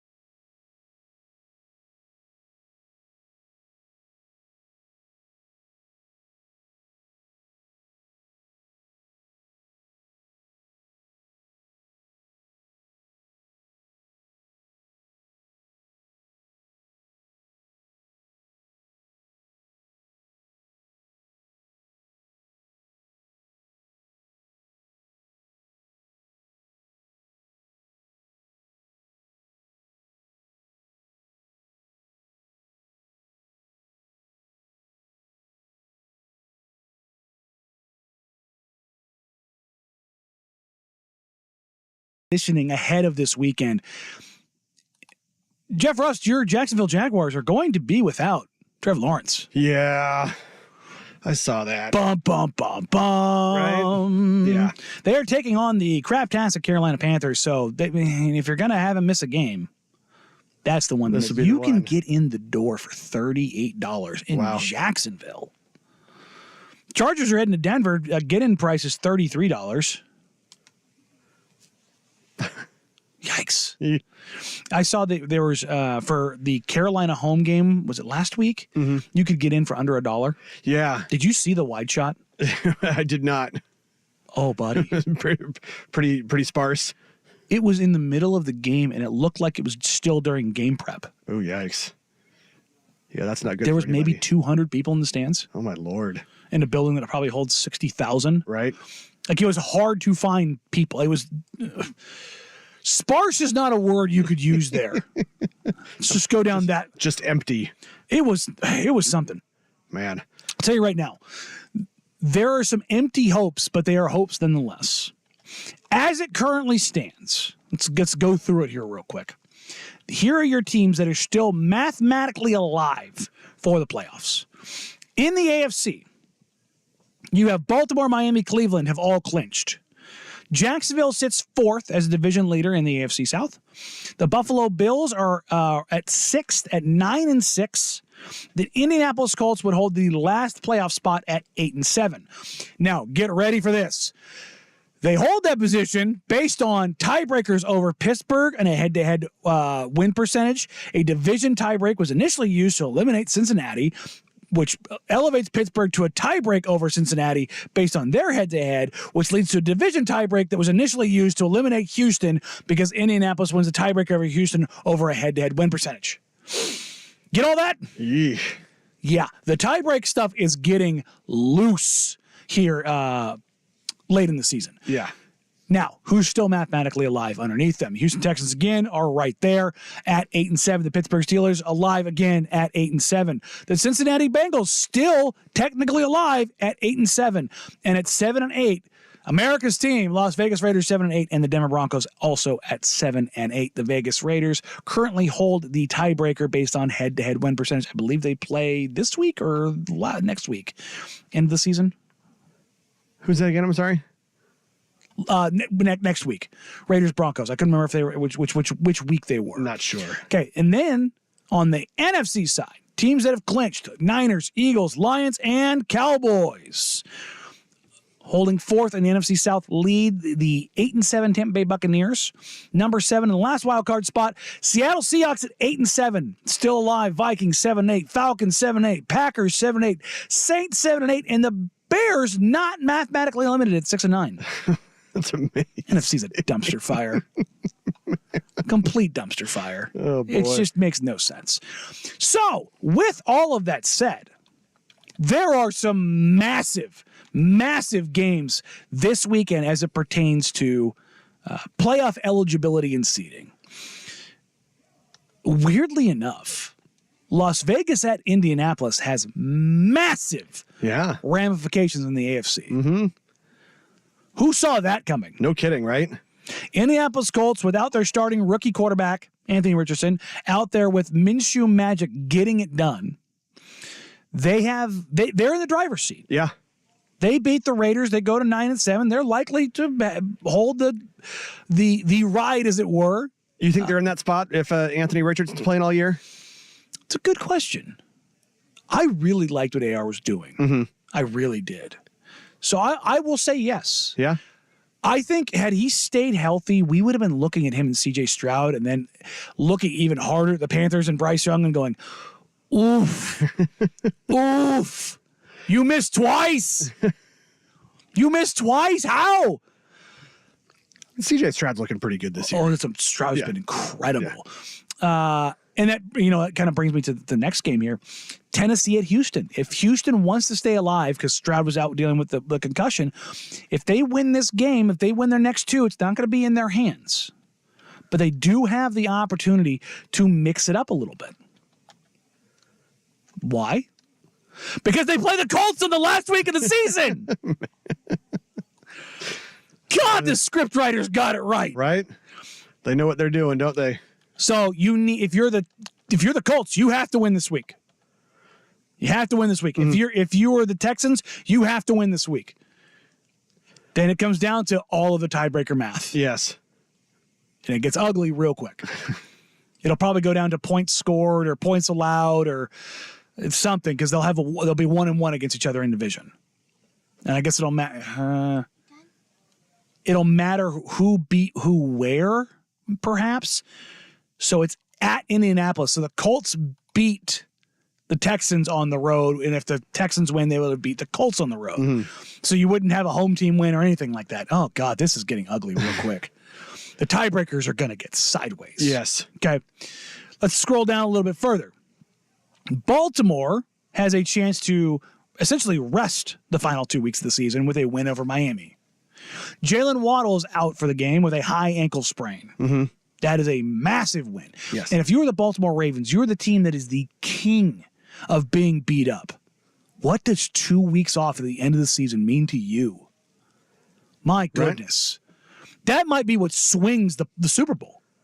If they are able to get 2 weeks off and fight the rest versus rust situation, all those kind of things, stay sharp, mentally ready, all those things. But if they're able to figure that out, whoo, doggy. Yeah. There's something there, man. There's something there. It gets spicy, okay? Then there is Pittsburgh at Seattle. When we talked about the NFC side of things and how it's a complete dumpster fire. Seattle's currently 8-7. They have the ability to control their own destiny. Why? Well, let's take a look at who they have remaining. As we discussed, they have the Steelers, but they also have the Cardinals. Those are two games they should absolutely win. Yeah, because the Steelers, that's in Seattle, correct? Yes, in Seattle. Okay. Does that mean Seattle isn't necessarily on the driver's seat? Well, again, you take a look at around them. They're 8-7. The Rams are in the 6th spot at 8-7, but they hold the tiebreak. Why? Because they beat the crap out of the Seahawks. Okay. But because of the defunct nature of the NFC, you have the Vikings who are rolling who out at quarterback next week? Jaron Hall from BYU. Yes. The Atlanta Falcons are rolling who out at quarterback? Maybe Heineke? I think maybe Heineke. Ritter? They'll make it up as they go. I think it's Heineke. Okay. But again, 7-8, 7-8, 7-8, 7-8. The Seahawks have the ability to basically put this thing to bed. And they could be the last wild card team in this, which, considering the season they've had, I'd call that a pretty rousing success. Well, look, and if they win those last two games, who would have seen them at 10-7 before the start of the season? With the way the season started. Right? I mean, they limped at it. Remember week 1? We got an introduction to Puka Nacua. Yeah. Just absolutely carving that Seahawks team up. Yep. Matthew Stafford's neck came back to life, and all of a sudden, what the hell are we watching? So the NFC is a little bit of a AFC is clear as mud. It will come down to last week. And I think we're talking about, 6, 7, 8 and kind of how those things shake out. What we should probably mention here is the Buffalo Bills are that 6th seed in the AFC. Yeah. And they finish with the craptastic Patriots at Miami. Oof. So they'll get to 10 wins probably against the Patriots. Probably. But the Bills have been throw your hand up weird all season. Yeah. Jekyll and Hyde. Which team shows up against Miami? And is there a team that, and finds their way here? If the Bills, they should not. Absolutely should not. But the Patriots work their juju, and that's what they do. If they somehow drop this game to the Patriots, Russ, it gets weird. Yes. It gets real weird real quick. And then we're looking at possibly 1, 2, 3, 4 teams at 9-7 going into the final week. Crazy. And you have matchup across the board because you're going to have the Colts playing the Texans, the Bills playing the Dolphins, and you go, uh-oh. And you won't know. Right. They need to do this like the shotgun start, where everybody kicks off at the same time. So you don't know where like what you need to do. Yeah. How many points you need to win by. You just go out there and you go. Yeah. Oh, God. Shotgun start football games? How great would that be? That'd be pretty. Yeah. Just line everybody at center field doing the coin toss at the same time. Everybody waits till everybody's lined up for the kickoffs, and then 9 games across the NFL kick off at the same time. You got old Scott Hansen tossing to the 16 box. Oh God! Oh! Oh! Every game. We now go to the 4x4. My goodness. My goodness. That's the greatness right there. Shout out to the script writers. Shout out to the script writers in the NFL. Quick little check-in. The Notre Dame Fighting Irish are now up 24-0 on your Oregon State Beavers. It's not going well. Silas Bolden is out the rest of the way. He injured something, and I saw Deshaun Fenwick head to the sideline a bit ago too. Yeah, what's left of the Oregon State Beavers is getting trounced. By the it's not Irish. pretty. They're Notre Dame is almost tripling their offensive output. This is not great, Bob. No, sorry, Beavs. I wish that you were going to do better here, but also, who'd you pick? Did you pick Irish or pick Beavs? I picked the Beavs. Oh no. Yeah. Why? Yeah, well, Jeff. Yeah. Well, I've got one up on you now. Damn it. Do you know what's it pained me to pick that stupid team? I know, right? I picked against my school, and I picked the school I hate more than any of them. I was like, they're going to pick themselves up by their bootstraps, and they're going to band together. Oh, they got picked up by their bootstraps. They got banded together. Well, I think they got picked up by their underwear straps. What do you want to do? You want to do some more bowl games? Sure. Let's do some more bowl games. We'll take a look at the preeminent matchup of college football. SEC versus Big Ten. Michigan versus Alabama. Coming up next. But first, here's the Big Kahuna Sports Center update. You mind if I have some of your tasty beverage to wash this down? This is College Bowl Week with Danny and Dusty. Brought to you by Mods PDX. The future of building is here. Now, from the Spirit Mountain Casino Sports Desk, a Sports Center update on 1080 The Fan. This update brought to you by A&E Plumbing, Heating, and Air, serving Portland, Southwest Washington, and the Gorge. Online at aneheatingandcooling.com. It's hard to stop a train. First on The Fan, it's bowl game day for number 19 Oregon State against number 16 Notre Dame in the Tony the Tiger Sun Bowl in El Paso.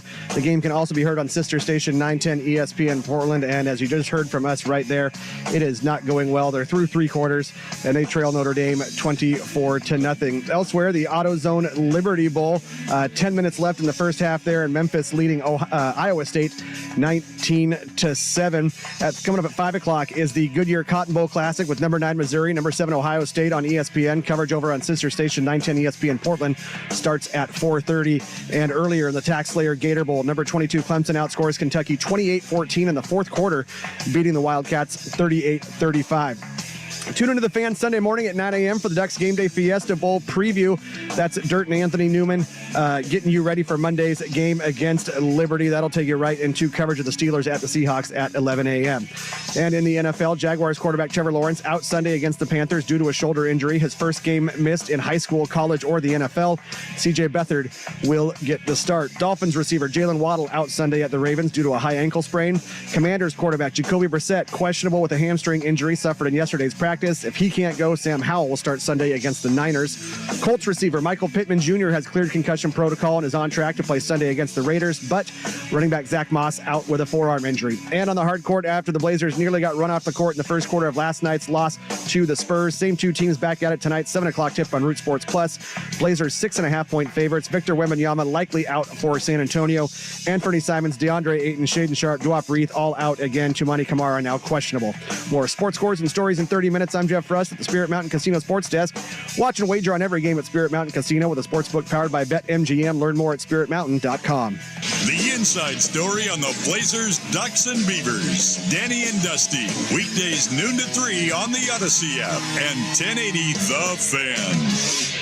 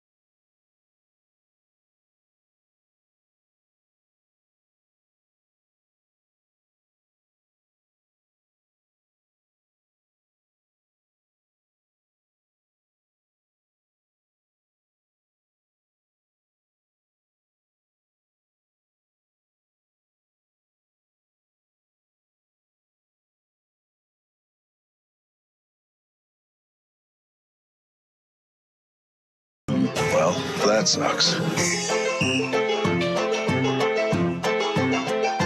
I don't know where to start here. These end of year in memoriams, they always these pop up all the time. Oh yeah. The names getting crossed. Yeah. And boy, did they have a bad one today. Yeah, this one hurts. I hate you. Frank Thomas, the Big Hurt, is not dead. Frank Thomas, the 93-year-old former major leaguer, super dead. Yeah. However, Fox managed to get that one wrong. Interesting since, Frank Thomas is an employee of Fox. Well, I think no longer is. He was. Former employee of Yes. Fox. Yes. Fact checking, not exactly. Yeah, some producer, I'm not going to say some producer, some technical director somewhere saw the name Frank Thomas and didn't do their due diligence and went, oh, I recognize that name. Big Hurt, the guy that does all the commercials for the blue pills. Well, and they're probably also even in their head went, oh yeah, I think I do remember that happening now. Yikes. Talked themselves into it. Yikes, dog. Well, Frank Thomas had to clarify. Ladies and gentlemen, I'm very sorry my ex-employer, there you go, ex-employer, Fox would be this irresponsible on national TV this morning. Yes, I'm alive and doing well. This blows my mind also. Now, quick little story time. One of my best friends lives in New York, upstate New York. And I flew out there for his wedding back in 2008. And I'd never been to Yankee Stadium. So his dad is well connected in that state. And he pulls some strings for us and he gets us some great seats to a Yankees game. Mm-hmm. Granted, it's Yankees Blue Jays. And the Blue Jays suck. Uh-huh. But you know who was on that team? Frank Thomas. Frank Thomas Blue Jays. And I got to see Roger Clemens pitch for the Yankees against the Frank Thomas Blue Jays. Very nice. And went down there early in the game, and I watched this dude just mash taters in BP. And he is just, when he was playing, he was like NFL ref Ed Hockley, who used to tailor his ref jersey around his biceps. Yes. I think Frank Thomas did that too. Because they called him the Big Hurt because he was big. Yeah. And he put a hurting on the ball. But he was, even among big dudes, like Victor Wembanyama last night, even among big dudes, I took a picture of Jeremy Sohan and Victor Wembanyama in the same frame. Mm-hmm. Sohan is 6'8", every bit of it.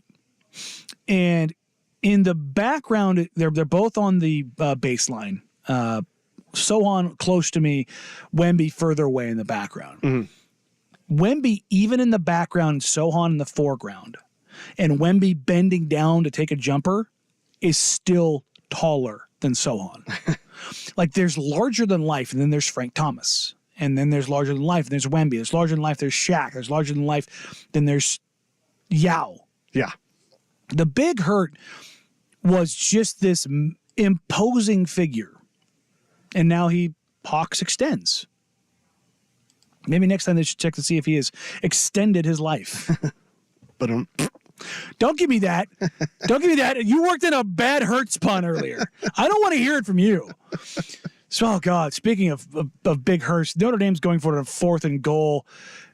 And they get stopped. Oregon State gets a mild victory. They will now get the ball back on the 1 yard line, down 24-0 with 11:24 to go in the fourth quarter. Well, yeah, take your small victories, right? Because at this point, that's what you got. Let's see if you put the curse on Notre Dame here. You think you did it? I don't know. Hopefully, for my sake, for your sake, selfishly. Is that what you're doing for here? The reverse jinx? Yes. How dare you? Yeah. How dare you? Always Jeff fade Rust. Rust. You're not wrong about that. Apparently, it turns out always fade in memoriam announcements. Yesterday, we talked about how the responsibility of media and whether to report or not report things, what you do and don't leave out. And right. I don't want to bash on some kid because there's there's a 98% chance that this is some kid. Right. That did this work. Yeah. However, it did go into somebody's teleprompter. Some producer somewhere did see it. Yes, somebody It had got to have signed- seen that package after it was done and before it made air. Somebody else saw it. Or So somebody should have seen it. yeah. So even if a kid did it, it went past the desk of somebody who should have known better. Yes. Because if you're of producer age, executive producer age, you know who that man is. Exactly. Even if you don't know sports. Yeah. Even if that person is the most politically driven person who's never touched a ball in their life. Right. They've watched the political drama on NBC or CBS or Fox and seen an Extends commercial. Yes. And they know damn well and good that commercial's not still running if he's dead. Yeah. Yeah. To be clear, there was somebody who passed away that did ads on our network a couple months ago. Yes. Where we sent an email to corporate, hey, because it was like that morning it had happened. So Yes. the ads are already built in. Right. And we sent an email like, hey, want to get those off the air? He's Yeah. dead now. Let's find some of the other inventory. for that client. Let's find something else from them. I know we've got other spots for them. Yeah, that was a rough one. So again, somebody somewhere had to have known what was going on here. Yes. And this is you know what this is? This is mailing it in at the end of the year. Yeah. Well, and listen, even somebody had to have put together a list of who to include in this before handing it to said young producer, video And editor, it what should have you. say Frank Thomas, 93 years old. Yeah, not or just 55. even in there, Frank Thomas. No, not that one.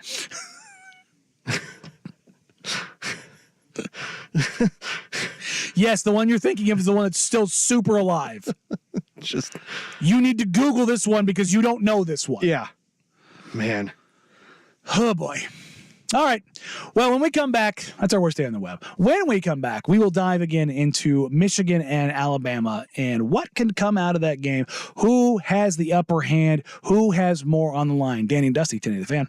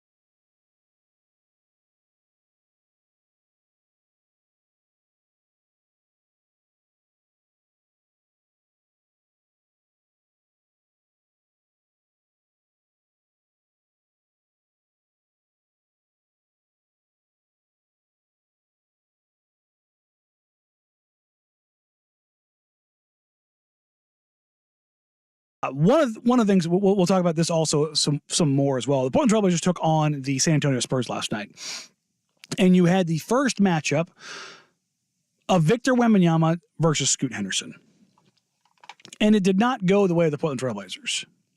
No, from the get-go, it certainly did not. No, not in any way, shape, matter, or form. And if you take a look at that first quarter, I brought it up last night. The Portland Trailblazers in 1993, 1990. I can't remember. I'm struggling right now. It was basically what the Trailblazers had as the immaculate quarter, and it was against the San Antonio Spurs. Well, I think it was like 90-ish. I remember listening to that game in my bedroom downstairs on the old radio. I believe it was 1990. Okay. They went up with the Spurs 48-19 in a time period where offenses were not scoring like that. Right. That first quarter for the Blazers last night was heading that way. It was the Spurs chose vengeance. Yes. And it ended up 38-14. In the postgame, Chauncey Billups said he wasn't sure they were going to score 10. Well, they almost didn't. Points in the quarter. And it was a struggle. Okay, the Portland Trailblazers finished 5 of 23 in the quarter, 21.7%. They had more turnovers, 7, than made shots. Ooh. It was rough. Yeah. A big part of that was Scoot Henderson. In his 8.5 minutes, 1 of 4, 0 for 1 from 3, 2 fouls, 1 steal, 3 turnovers, 4 points. One thing I liked to see from Scoot last night is his aggressiveness. Mm-hmm. At the same time, you got to know when to take that one back a little bit. Yeah. Malcolm Brogdon did not help him out, going 0 for 3. Jeremy Grant going 1 for 5. Skylar Mays coming in and going 0 for 4. It was an S show of epic proportions. And yet, the Blazers win the second quarter 31-21, the third quarter 29-28, and then a tie in the fourth quarter 31-31. They run the remainder of the game plus 11. But when you go down plus 24, yeah, that's how this goes. Yeah, that's a big hole to dig yourself out of. Indeed. Scoot Henderson, though, I did like talking to him in the postgame. So talking to other media members, there's a similarity in Scoot to Dame and how Scoot conducts himself in the media. Very professional. For a 19-year-old kid to, this is going to sound so obnoxious, but I don't mean it this way. Scoot looks you in the eyes when he answers. Like if you are the person that asks the question, yes, he responds to you. Mm-hmm. He doesn't respond to the group. And it's so rare. God, I'm an old man on a porch right now. It is so rare for me to talk to somebody half my age and have them look me in the eye directly with a response. Right. And he's very quick to respond. Hey, what do you think of it? He's got some. And it's because I don't want to say he's eager to please, but I think he is eager to please. Mm-hmm. But it's not out of selfishness. I think he genuinely wants to make people happy. And I think Dame had a lot of that too, where if you were willing to give him time and respect, he was going to return the favor. And I think Scoot is trying to figure out who he is, not only on the court, but off the court. Because without getting into what was said or what wasn't said, there have been numerous times when as soon as the cameras go off, he lets his guard down. Mm-hmm. And again, this is not a shot at Scoot. This is, I think, him trying to figure himself out. And I think this actually lends itself to being on the court. They're not necessarily platitudes that he goes to, but it's, hey, you had 10 assists tonight. Yeah, my teammates are hitting shots. Yeah. Coach speak type stuff. Yes, very much. But there's times when you turn off the mic and you start to talk to him and he lets his guard down a little bit and he shows his personality and it just crushes the whole room. Yeah. Like you're like, oh, there it is. And I think he's trying to find like, okay, how much of myself can I really show? Yeah. And people are going to say, oh, he should be willing to do that. No. His team, his agent, his marketing, his PR brand, everyone. This is true for every top lottery pick. Mm-hmm. They're crafting an image. Dame's image was, I want to say it was real, but it was also crafted. His realness was crafted. because they knew that he could be authentic while also holding back some stuff. Look, I mean, again, I've heard a million things from him off record over the years. Nothing that would contrast that he's anything but authentic. Yeah. But I think Scoot is trying to figure that out, and it's also lending itself to being on the court of who he is. And I think you saw last night that even though he struggled, and boy did he struggle, he was 8 of 23, where you can find some promises is that he doesn't stop. Even after a poor start, he kept shooting. He kept driving. He kept being aggressive.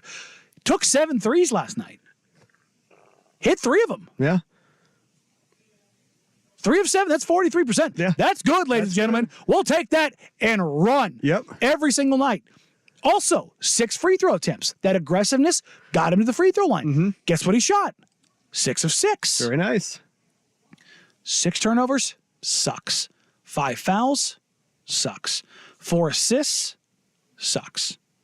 4 assists isn't on him. They didn't hit shots. They shot under 35% as a team. They shot under 31% from 3. At one point last night, Jeff, they were, God, I'm trying to remember what it was, 5 of 40? Both teams combined. 5 of 40 from 3. Yeah. So they ended up, That's about what, 12.5%? so they ended up 21 of 72. So they got hot little periods. Yeah. Little spurts of like, Yeah. okay. I see what you're doing here. But the shooting was abysmal. Spurs shot 27.8%. Blazers shot 30.6%. You had 60 total free throws in the game. And both teams, I mean, the Spurs ended up shooting 48% from the field, which is insane considering after the first quarter, they were shooting 67% from the field. 67% in the field. Why? Because in the second quarter, they shot 5 of 17, 29%. Yeah. Also known as Victor Wembanyama didn't play. No, I kid. Vic did play 7 minutes in the second quarter. He's hit 2 of their 5 shots. He was 2 for 3. 2 for 3. Yeah. One other fine note from last night. The story of Ibu Baji. Baji gets in and gets real minutes for the first time in his NBA career. Plays 4 minutes and 41 seconds in the second quarter because of Duop Reith being out with back spasms, DeAndre Ayton out with right knee tendonitis, and them being down to Moses Brown and Baji. Baji was just recently called up as a part of the team. He is on a 2-way deal. He gets real minutes in the game. He made his debut the other night and played for 2 minutes. Didn't record anything in the box score. Then he comes out in 4:41. The Blazers are down 44-19, I believe was the score, 41-19.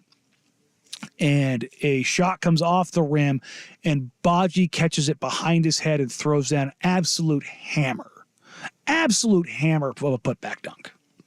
Gets his first points. Gets to the free throw line, knocks down a free throw, which I was like, hey, there you go. And then he front rimmed the second one. I go, that's what I've seen in practice a few times. Still working that out. Still working those kinks out. Yeah. For those that don't know, Ibu Baji from Senegal, he is the first player to come through NBA Africa, the NBA program that is getting a ton of buzz right now heading into this year's draft, to sign an NBA contract. He came to the game of basketball at 16 years old, much like Joel Embiid. For those that don't know, Joel Embiid had a massive growth spurt as a soccer player and went, I can't do that anymore. Right.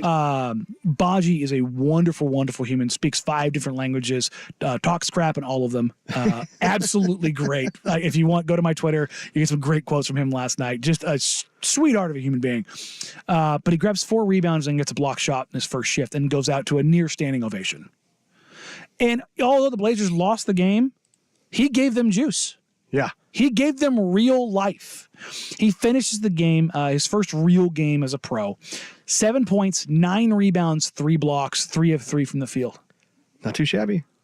Not too shabby at all. And too shabby. talked a whole lot of crap to Zach Collins, which I love to see. Yes. I personally, I love to see it.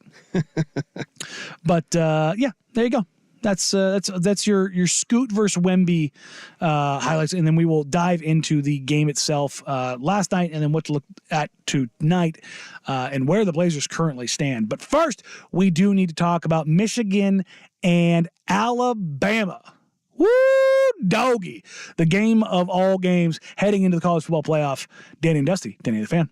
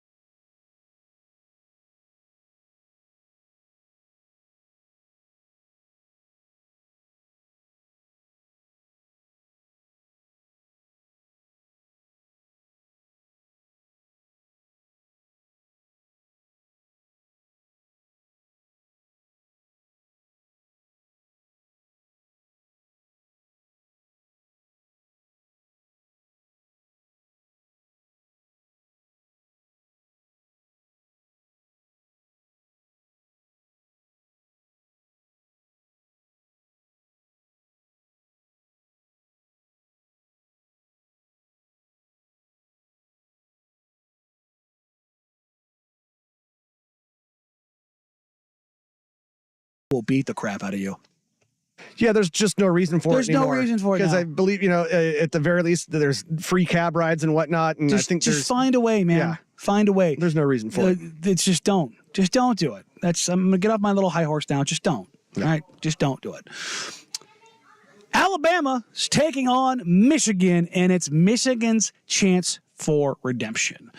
This is the one that got away for Harbaugh. Obviously, last year they had the insanity in the college football playoff that leads to the upset of TCU getting to the national championship game.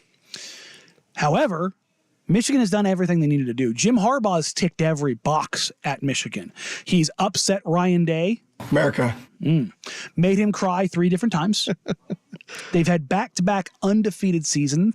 Their defense this year held opponents to an Iowa scoring average. Can I just have a squirrel moment right here? Yes, the other go. day I saw on Twitter and somebody making a joke. It was a picture of Harbaugh, Mickey Mouse, and Nick Saban, but not captioned with the names in it. So somebody said, name the people in this picture. And it said Jim Harbaugh, Ryan Day, and Nick Saban. Wow. Yeah. Youch. Oh, no.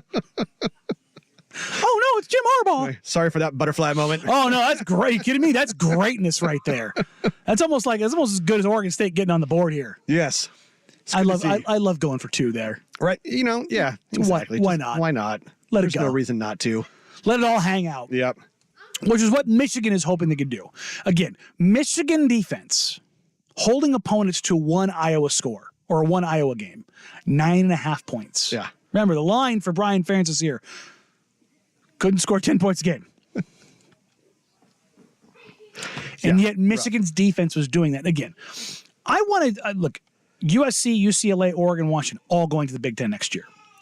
You are not going to, ladies and gentlemen, they are in for a rude awakening. Those bad teams in the Big Ten that Ohio State and Michigan beat up on, Yeah. they are going to be, your quarterback is allowed to throw the ball down the field? It is going to be a shock to a lot of folks. Now, is Michigan still going to be dominant? Abso-friggin-lutely. Well, maybe if they don't have Harbaugh and everybody else leaves for the NFL, perhaps that changes a little bit. But if they maintain things, they should expect things to be status quo at that particular university. Yeah.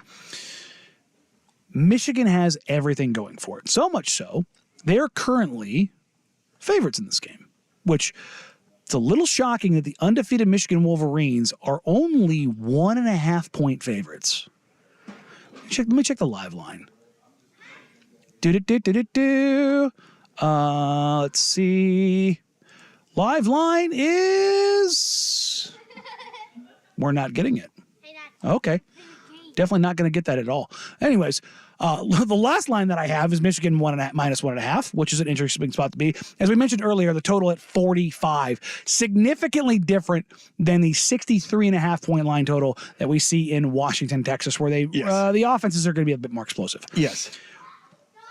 Things to know about this game.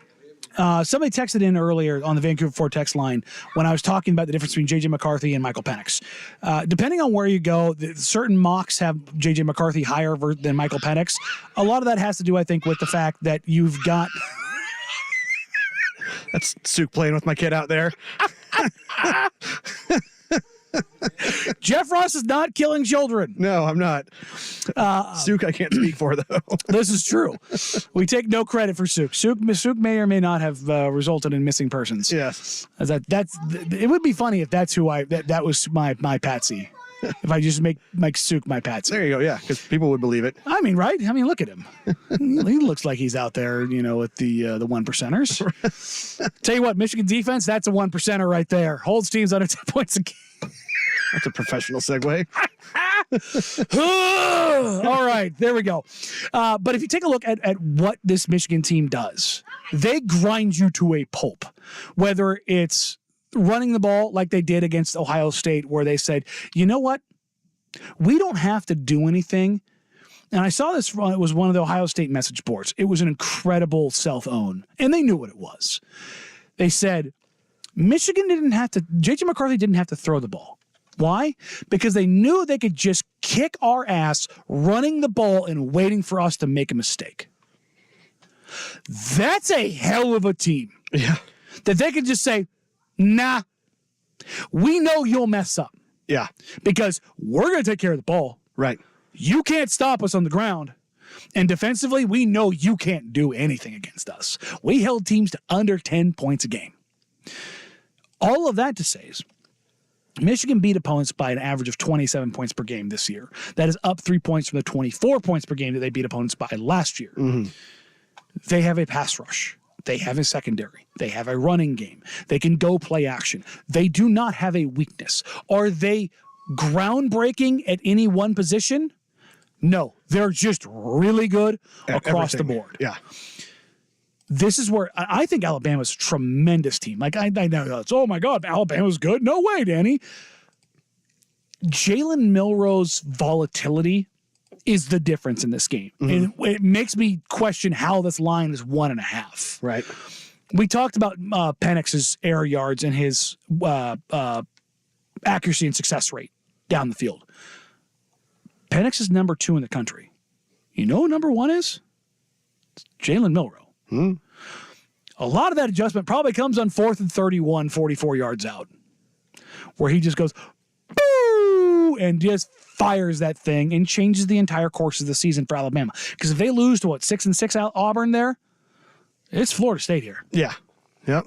You can make all the arguments, well, Florida State this, and they have the argument. They have the argument. Yeah. But this is also an Alabama team that lost to Texas. This is an Alabama team that struggled mightily against South Florida, winning 17-3, going through 2 other quarterbacks, Ty Simpson and Tyler Buckner, not because Jalen Milroe was injured, but because he sucked. Yeah. Yeah. He was miserable to start the season. Where he is at now, and he's talked about, we talked about it yesterday, Bill O'Brien basically said, you're not good. Yeah. You shouldn't play quarterback. This is not the Alabama of old. This is not a defense that has 7 NFL first rounders or day one guys, first and second rounders. Right. Right. This is not an offense where you have one of another billion wide receivers that they seemingly put in the NFL in day one. Mm-hmm. Jalen Milroe is an inconsistent quarterback. They do have a day 1 offensive lineman and a couple other day 2 and day 3 offensive linemen. But the breakup of college football over the last 2.5 years, as you've seen NIL and parity take over, the 2 schools that have been hit the hardest by this are Georgia and Alabama. They can no longer hoard. And you're seeing that a team like Michigan, a team like Ohio State, you're seeing an Oregon, you're seeing a Washington, you're seeing other schools, you're seeing Texas is back. That happened because of the parity in college football. Yep. Because guys that were stockpiling on Georgia and Alabama and the mean machine that they had coming after year after year after year. That right there is the difference in this game, because Michigan, they became a version of that where they backfilled. This is back-to-back undefeated seasons for Michigan. And for them, this year isn't about getting there. That was last year. Yeah. This year's about winning it. It's about winning it. And if you go, ESPN has an article where it's basically, it's changed the narrative. That they don't care about the details. They don't, J.J. McCarthy. I felt like last year I got caught up in the noise and all the emotions of it. I'm just trying to stay simple, trying to focus on dominating meetings, dominating practice. Dominating meetings and dominating practice is the most Jim Harbaugh-esque thing I've ever heard. Get in there, slam your fist down, pound milk, dominate meetings. How the hell do you dominate a meeting? Yeah.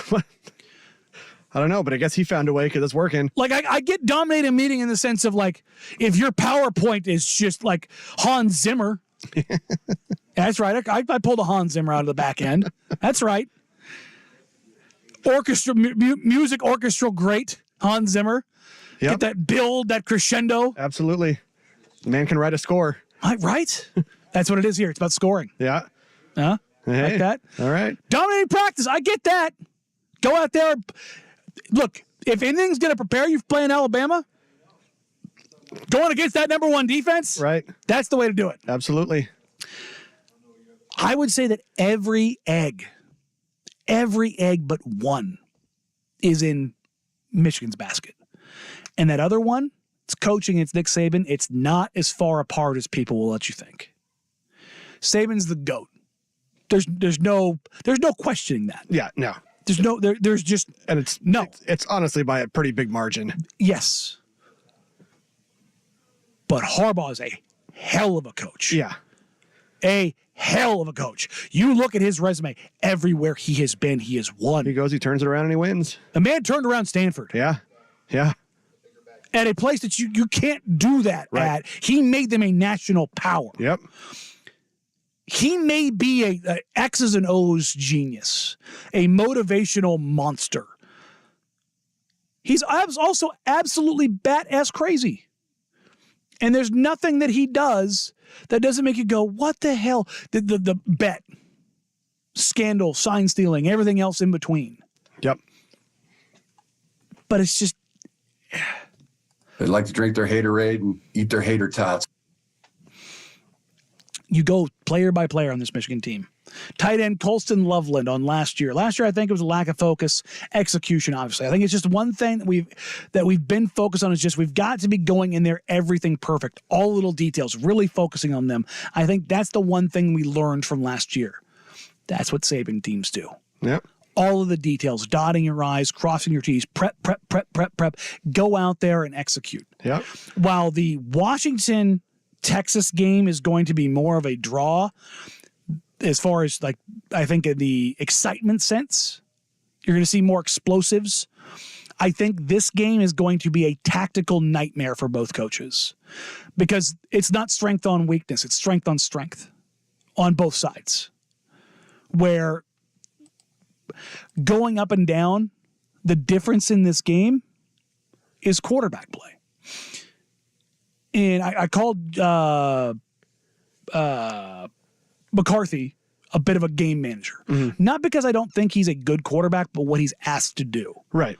Meanwhile, on the other side, Jalen Milroe is asked to do significantly more. And that volatility, while it's there, allows for opportunity. And that opportunity, as we saw on 4th and 31, can turn into some wild stuff. And I think that opportunity is going to be the difference in this game. Whether or not Alabama and Jalen Milroe are able to take advantage of the very limited opportunities. No matter how good a defense is, you're going to get opportunities. Yeah. You're going to scheme them up. You're going to set them up. And when they come there, can you capitalize? Because if you don't, because there are so few opportunities, Michigan will seal those things up because all season long, they have made the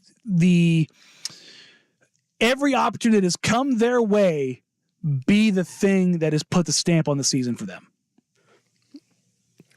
It's, well, and you mentioned the details and everything that Harbaugh is doing that Saban does. Harbaugh, he looks for those extra details, like sending out guys for advanced scouting. Well, I mean, hey, Alabama did go out and hire a former Michigan linebacker coach ahead of this game. Yeah. To let you know just how serious this is. Exactly. Who needs to steal signs when they can bring them to you? Yes, right. All right, coming up next, we will talk about the Blazers and the Spurs last night. Put a little bow on that. Look ahead to Blazers-Spurs Redux tonight with, God, nobody on the floor. I'm sorry to everybody who bought tickets to tonight's game because everyone's out. But we'll get to that and more. Can be here on Danny and Dusty, 10 in the Fan.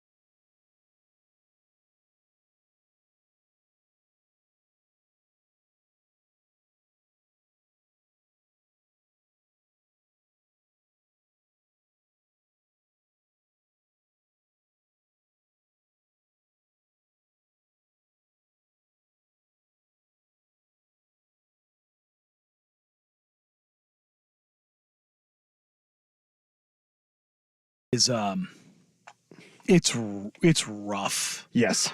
The Oregon State Beavers run the ball 16 times for 2 yards. Yeah. Yeah, most of that is getting erased by sack yards, it looks like, because Deshaun Fenwick had 6 carries for 15 yards. Mm-hmm. Isaiah Newell, 3 here's the carries for terrifying 0 thing. yards. He had 6 carries, 15 yards, and one of those went for 7.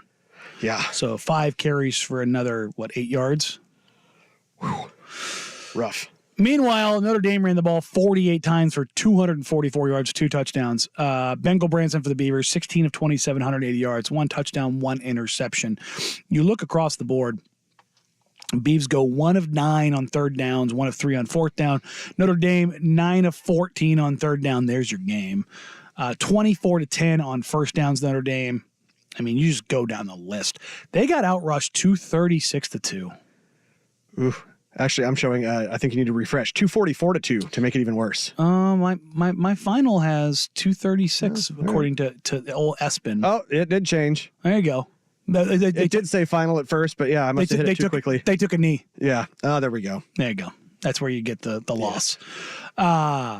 48 rush attempts. I mean, the time of possession was 2-1. Almost exact. 40 minutes and 11 seconds to 19:49. Yeah.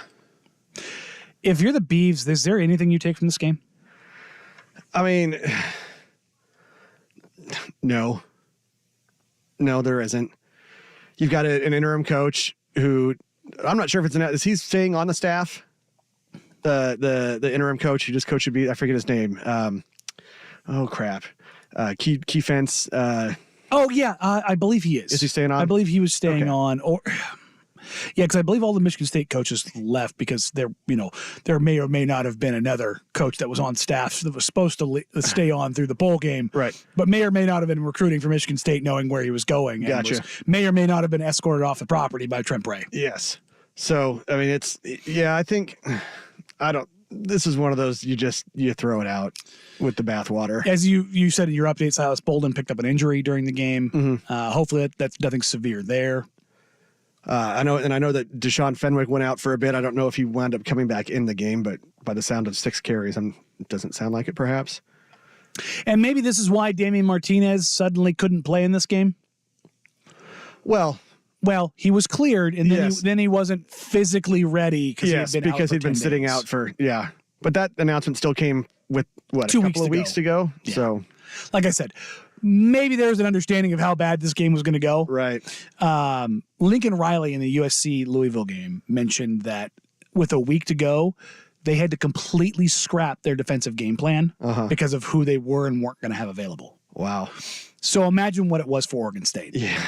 Yikes. where they lost everyone Yeah. on both sides of the ball, Man. with the exception of their running back room. Mm-hmm. You lost your quarterbacks. Your offensive line is not there. Your defensive line is not there. Your linebacking core transferred to USC. Your secondary's gone. I mean, the fact that it didn't get more out of shape, at least they didn't get shut out. Yeah, they got that late score. At least So they get something. Yeah. It's what's wild about this is that there's only 1 turnover for the Beavs in this game. There's only 1 turnover in this game. Yeah. And it was 40-8. If They you just got owned in every facet of the game. let's to give everybody a rundown of how that 40-8 went down. Oregon State opened up, 4-play drive, punt. Next drive, Notre Dame touchdown. Oregon State drive, punt. Notre Dame missed field goal. Oregon State punt. Notre Dame punt. Oregon State 5-play, 13-yard drive. Down. They go out on downs. Notre Dame touchdown. Close the half. Interception. It was 14-0 at the half. Yeah. It ended up 40-8. They come out of the half. Notre Dame field goal. Oregon State punt. Notre Dame touchdown. Oregon State turnover. On downs again. Ugh. Notre Dame goes out on downs. Oregon State safety. Yeah, that was when they stopped him on the 4th and goal. Mm-hmm. Yep. They hold Notre Dame 4th and goal. stand him up on the goal line, and I mean on the goal line. Yeah. It's on the 2-inch line. They stood him up. They ran a play, and they got blown up in the backfield, and it's 2 points, and now it's Notre Dame ball. Notre Dame touchdown. Then the Beavs come back. They get on the board, score on a 6-play, 71-yard drive. They get their points and a 2-point conversion to make it 33-8. Notre Dame comes down and scores one more time. It's going to be a long flight home. I mean, it's already mathematically a long flight. It's got a 5-hour flight. El Paso? Probably sounds about right, yeah. That's about right. Yeah. The good news for Oregon State right now is this. Oregon State and Washington State, they got control of the money for the conference going forward. Mm-hmm. Now, they have said that they are going to work amicably on dispersal for this season. Mm-hmm. Maybe after that you rethink that a little touch. Yeah, I think I'm holding up. You get your money this year. Vancouver Ford text line. Maybe the Power 5 conferences that didn't invite Oregon State are on to something. Well, no, that's chicken and the egg. Yeah. If Oregon State gets the invite, this doesn't happen. Even right. Because if Oregon State gets the invite, John Smith doesn't leave for Michigan State. I don't think he does. He doesn't. And you don't have the mass exodus of all the players. Yeah. Now, would he have left for a big job? Maybe. Well, and maybe eventually, maybe not this year. But maybe if in a couple of years. they get an invite to the Big 12, he doesn't leave. I don't think he's leaving, yeah. Are you kidding me? Yeah. Oregon State in the Big 12 with John Smith and all the Aiden Childs? And the way that he turned it around the last couple of years? Yeah. You don't think they can make a run? Yeah. Look, that Big 12, we talked about it the other day, yesterday. It's a bunch of good teams, not a bunch of great ones. Right. Top of the class right there right now, or going into next year, it's probably is Utah. And Oregon State is a team that's played Utah relatively well. Mm-hmm. So, build your program up, keep going. Yep. Again, chicken and the egg situation, but that's where Oregon State currently sits right now. It's tough.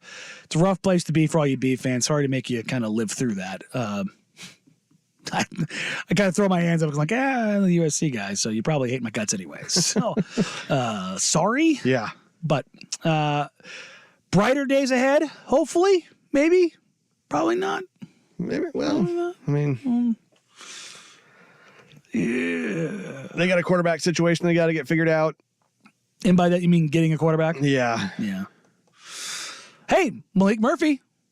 Didn't he commit? Did he? I didn't see it. To Duke? Did he go to Duke? I think so. Oh, okay. Well, sorry. I know he was taking the visit to Oregon State, so I hadn't checked yet. So there you go. Well, there's more bad news for you. You still don't have a quarterback. Sorry, Bees fans. I love you guys. I genuinely do. I'm sorry. Coming up next, though, we will hit on Blazers Spurs last night, tonight, and what it kind of means for the Blazers going forward, where they currently sit. And my God, the Pistons did it again. But first, here's the Big Kahuna Sports Center update. That's that Hawaiian burger joint. This is College Bowl Week with Danny and Dusty. Brought to you by Mods PDX. The future of building is here. Now, from the Spirit Mountain Casino Sports Desk, a Sports Center update on 1080 The Fan. First on The Fan, the Tony the Tiger Sun Bowl, not great for number 19 Oregon State, getting beat by number 16 Notre Dame to the tune of 40-8. The Irish outgaining the Beavers 476-197, holding Oregon State to only 2 yards on the ground on 16 carries. The second half is now underway at the AutoZone Liberty Bowl, and Memphis with the ball. They lead Iowa State 22-13. Coming up at 5 o'clock, the Goodyear Cotton Bowl Classic with number 9 Missouri and number 7 Ohio State on ESPN. Coverage on sister station 910 ESPN Portland starts at 4:30. In the TaxSlayer Gator Bowl, number 22 Clemson outscores Kentucky 28-14 in the fourth quarter, beating the Wildcats 38-35. Tune into The Fan Sunday morning at 9 a.m. for the Ducks Game Day Fiesta Bowl preview as Dirt and Anthony Newman get you ready for Monday's game against Liberty. That'll take you right into coverage of the Steelers at the Seahawks at 11 o'clock. Jaguars quarterback Trevor Lawrence out Sunday against the Panthers due to a shoulder injury. That'll be his first game missed in high school, college, or the NFL. C.J. Beathard will get the start. Dolphins receiver Jalen Waddle out Sunday at the Ravens due to a high ankle sprain. Commanders quarterback Jacoby Brissett now questionable with a hamstring injury suffered in yesterday's practice. If he can't go, Sam Howell will start Sunday against the Niners. Colts receiver Michael Pittman Jr. has cleared concussion protocol and is on track to play Sunday against the Raiders, but running back Zach Moss out with a forearm injury. And in the NBA, after the Blazers nearly got run off the court in the first quarter of last night's loss to the Spurs, the same two teams back at it tonight, 7 o'clock tip on Root Sports Plus. Blazers 6.5-point favorites. Victor Wembanyama likely out for San Antonio. Anthony Simons, DeAndre Ayton, Shaden Sharp, Dwap Reith all out for Portland. Tumani Kamara is questionable. More sports scores and stories in 30 minutes. I'm Jeff Russ at the Spirit Mountain Casino Sports Desk. Watch and wager on every game at Spirit Mountain Casino with a sportsbook powered by BetMGM. Learn more at spiritmountain.com. Happy holidays from our family to yours. The Odyssey app and Portland's sports leader, 1080 The Fan.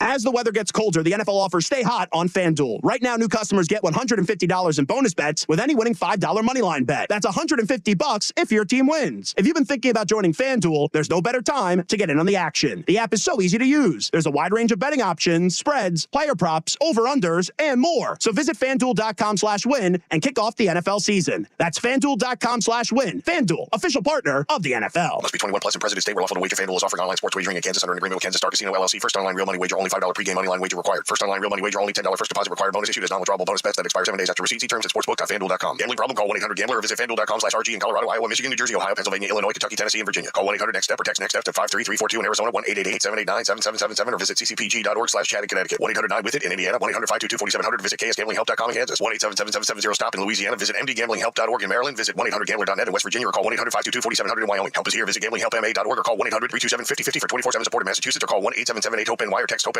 in New York. I'm Tony Kornheiser, and this is my show. My friends come on, and you know them. We talk about the sports you care about, football, and now basketball, too, though we don't really pay attention until later in the year, and the absurdity that is our lives. Line etiquette at your local pharmacy, the current phase of the moon, the importance of talking to a human being on the phone, and most importantly, the power of a box of that. Listen on the Odyssey app or wherever you get your podcasts. Texting enrolls you in a recurring automated marketing text messages. Consent not required to purchase. Message and data rates may apply.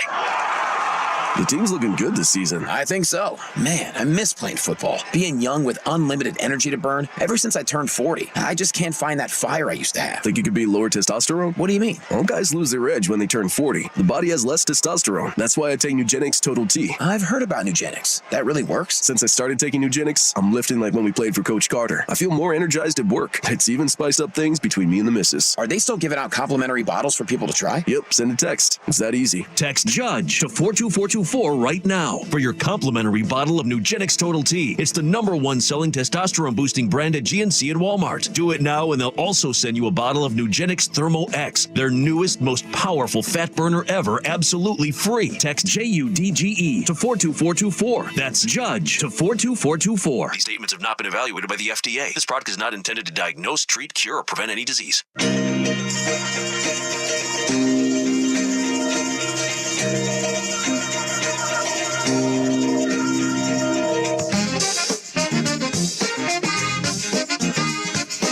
This is College Bowl Week with Danny and Dusty. Brought to you by Mods PDX. The future of building is here. On 1080 The Fan.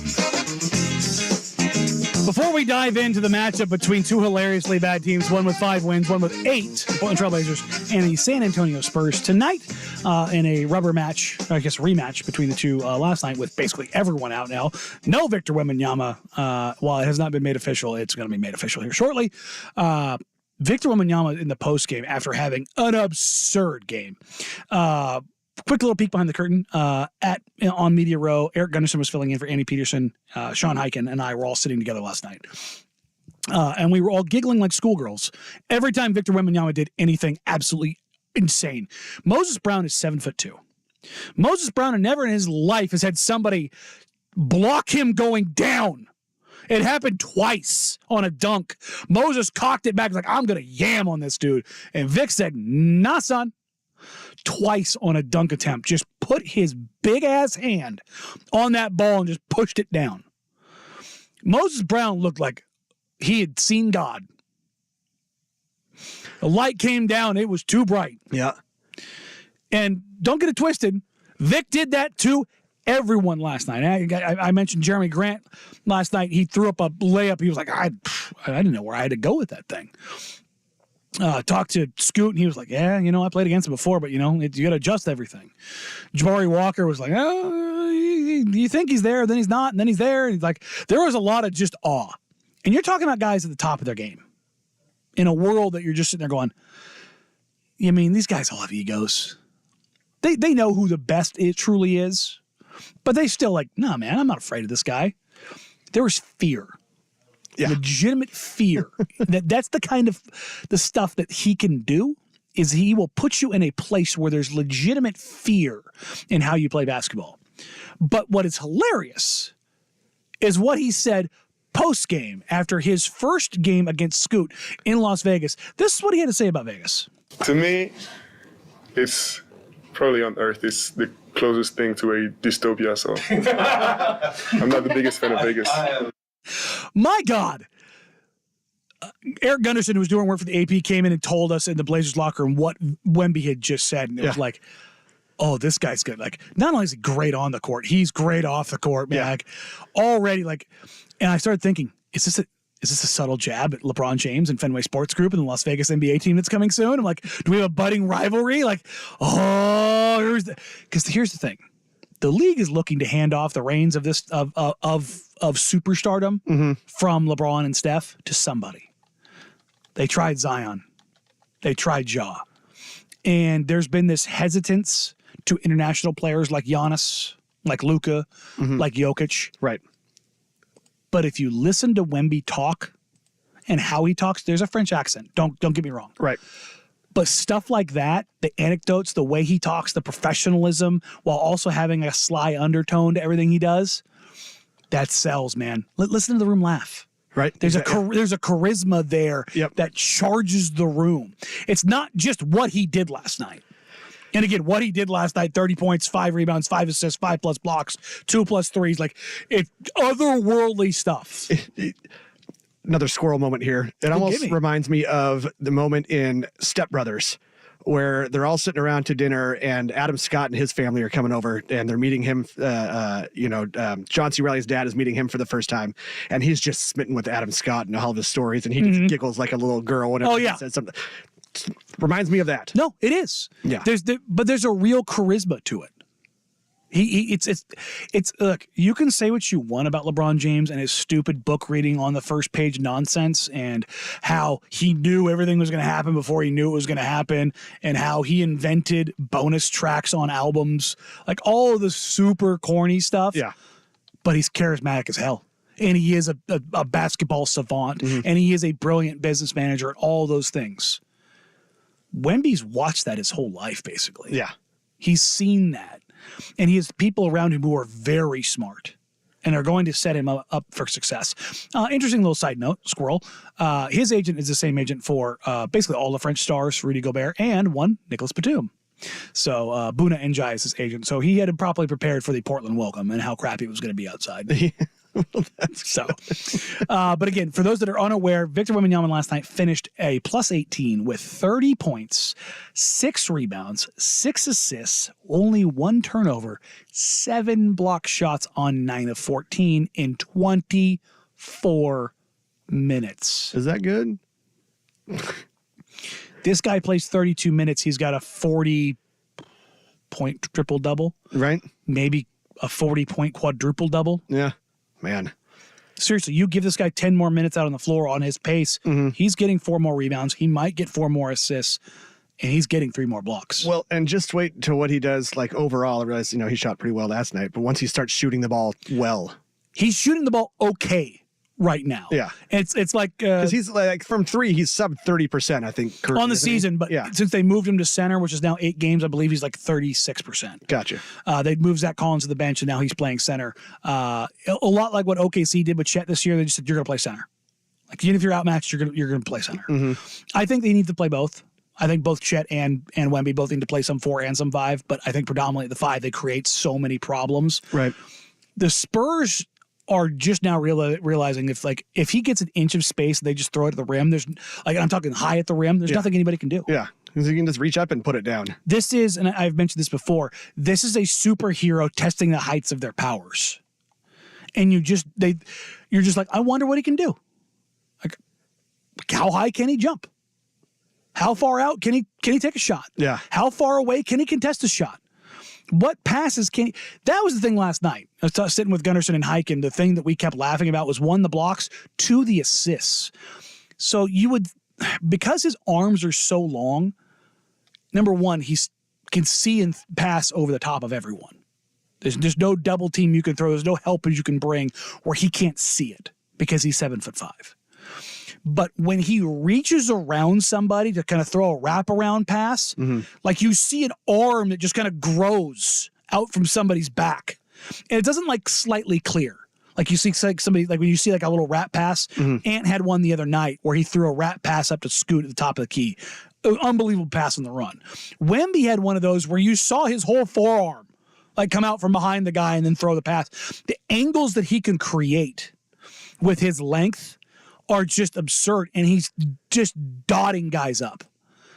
And if all of a sudden this 7'5" guy is able to pass, he's able to shoot, create, put the ball down the floor, block shots. Oh, and they have him do, he does his stretching pregame, Jeff. He literally folds in half.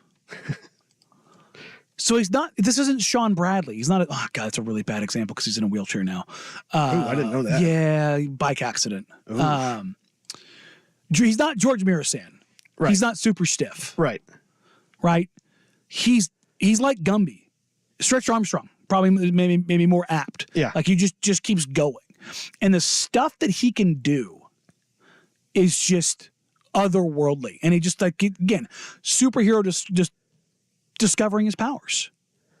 And it's unfortunate because they are managing his minutes. Let me just say this. He's very, very, very, very, very, very, very unlikely to play tonight. Yeah. Why? Because he rolled his ankle stepping on a ball boy the other day. And a little side note, because that happened, the Spurs have a travel party that is very large. And it is the Wemby party. And Gunnarsson and I were baseline. And you could feel the Spurs personnel every minute that it got closer to Wemby coming out pregame to get his pregame workout in. They got closer and closer to us and kind of like, without moving us out of the way, moved us out of the way. Yes, they create hurting you. And they create a bubble around him. Yeah, herd like HERD, not hurt HURT. Hurting you, shepherding you. Yeah, yes. They sheepdogged us. Yes, they sheepdogged us out, and Gunnarsson and myself allowed ourselves to be bad out of the way. It's terrible. Yeah, but the way they protect him is unreal, and you can see why. This is, we get so much hyperbole in today's society. This is, everything about it's real. There's nothing about him that's not transcendent. On the court, off the court, the stuff that he can do. He's, again, what 30 games into his career, and he's doing stuff we've never seen before. Yeah. What does this look like when he's in his prime? What does this look like when he's 24? What does it look like when he's 27? Man. Think about it, Jeff. That's 8 years away. How much development can a guy have between now and then? And on that same note, how different does Scoot look at 26, 27? Right? Yeah. It's a different scale because Wemby is truly different. But where you stand right now, it was a show last night. Right? It was a show. Yep. Vancouver Forward text line, at the end of the day, Wemby will disappear in the biggest moments. I don't think so. Yeah. I don't think that's going to happen. Although he also replied with, mark my words, freedom fries, bro. Freedom fries. Oh, goodness. Yeah, it's something also on the Vancouver Forward text line. I don't like LeBron, but I can understand why guys his age will take some games off. I can understand Wemby taking games off too. When you look at the Blazers game tonight, the amount of people out is ridiculous. I know it sounds like an old guy, but this didn't happen in the 70s and 80s. I don't think the players realize they're ruining the product. At some point, I think this will affect ticket sales and money. I will say this. I saw Duop Reath seize up. Yeah. Like his back seized up like he was having back spasms. Yes. 6'10" dude with back spasms. He's not playing. Shaedon Sharpe has been playing through those games where he was playing really well and then followed up by playing really poorly. In both sets of games, he was dealing with this adductor injury. Mm-hmm. He was gutting it out. I talked to him a couple different times. He's like, yeah, it is what it is. I don't think people realize what guys do on a night-to-night basis. Anthony Simons has played through ankles and thumbs and wrists. Like, you have no idea. Dame played through that groin for 4 bleeping years. Yeah. Ant didn't play yesterday because, one, he's sick as hell. I was talking about, like, how sick are you? He's like, yeah, without saying, you sick. Yeah. Okay. Number 2, they can't have him in the locker room. Right. Right. Yeah. Infect everybody You else. gets in your lungs and you're cooked. Yeah. So there's like that's part of the reason. DeAndre Ayton's 7 foot tall and he has a knee injury. He's got tendonitis in his right knee. It's swollen up. Yeah. Do you really want the 7-footer in Portland with a knee problem playing? Kamara's been playing with what looked like the same injury that Ant had that required surgery for 2 weeks. Yikes. Jabari got his finger completely yanked back last night so hard that he went to the locker room, which got Baji on the floor last night. Like, these guys are all, if you guys saw what Jabari Walker looked like on a night-to-night basis, it's become a running joke that when I get back in the locker room after the game, I go, how many cuts you got tonight? He has had, God, who got him the other night? Somebody got him with an elbow so bad that it cut him open. Oh, geez. An elbow cut him open. That's not good. Yeah. He had blood all over his under jersey. The dude is scratched and clawed and torn up every single night. His legs were cut up last night, and typically on any given night, he's got 3 or 4 cuts on each arm because too many of these dudes in the league don't get their nails done. Got a bunch of Rip Hamiltons out there carving them up. Yeah. It's terrifying. I'm sure that's by design. Oh, absolutely. Yeah. Look, state secret here. Yeah. Dame used to keep his nails long as hell just for that. Right. Viciously long. Yep. You should get him good. Get him good. All right, come on next. We'll put a little wrap on this, little wrap on, little bow on this show. Wrap things up. There we go. Use my tongue and use my words, and then we'll hand you off to. It's not Isaac and Souk. It's Patrick and Souk. Souk back in the studio. Jordan Schultz behind the glass. We'll get you all ready for primetime coming up here on Danny and Dusty, 1080 The Fan.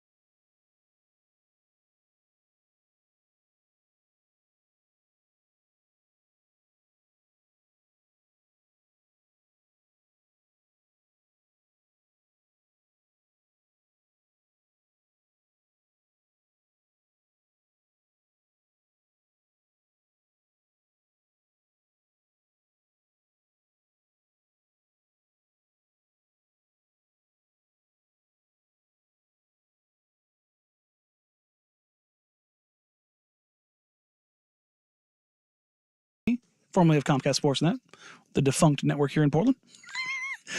She obviously broke the news that Russell Wilson was asked, or told, so to speak, following the bye week, that if he did not remove his guarantee date on his injury or non-injury guarantee in March of next year, that they would bring in a backup quarterback and he would not play for the Broncos to protect themselves. Following that report, Russ addressed those head on today. We beat the Chiefs. They came up to me during the bye week, and beginning of the bye week on Monday or Tuesday, and they told me that if I didn't change my contract, my injury guarantee, that I'd be I'd be benched for the rest of the year.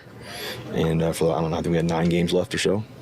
I was definitely disappointed about it, and it was a process throughout the whole week, for a whole bye week, and we just came off beating the Chiefs, played a pretty good game against the Chiefs. We just came off of that, so I was excited, obviously, for us fighting for the playoffs and get on a hot streak, and then NFLPA and NFL got involved or whatever, I think, but at some point, but. Woo, doggy. Do you think Jarrett Stidham is looked at as a scab in the NFL because he's now done this for Derek Carr and now Russell Wilson? What? I mean, he's just going to get his check, man. Right, exactly. And he doesn't you can't if it's not him, it's going to be somebody else. But he has done it signing twice. in. It's not like he's signing in, coming in, knowing the situation. Well, I think he might be. Well, I think he might be. They signed him in week 11. Oh, did they? Yeah. Oh. They signed him in week 11. Well, okay, maybe. I think it was like a 2-year, $10 million deal. Okay, well, yeah, that maybe changes things a bit. Ugh. Yeah, Jarrett Stidham was just like, they didn't just go get a quarterback. They got a guy in to like, this is the Broncos ownership going, hey, what if we win out, but we sit down Russ, but we bring in a quarterback who's maybe good enough to get us by. Mm-hmm. And if we're lucky, we get a playoff game and we get a playoff cut right from the NFL. Get that money from the playoff game. Man. They are all owned by the Walmart family. They're slashing prices, baby. Roll back. Rolling back prices. Oh, man. Look, I am not a Russ supporter in any way, shape, manner, or form. Right. He's handled this whole thing like a pro. Yeah. He could have gone nuclear. Yeah, absolutely. In season. Yep. And had every bleeping right to do so. Smallest of tips of the cap. Yes. To Russell Wilson for being a professional. Because they said that they told him they were coming for his bread. Well, and they didn't exactly handle it terribly professionally. God, no. You know? I'm telling you right now, Odyssey comes from my guaranteed money. They better not put me on air.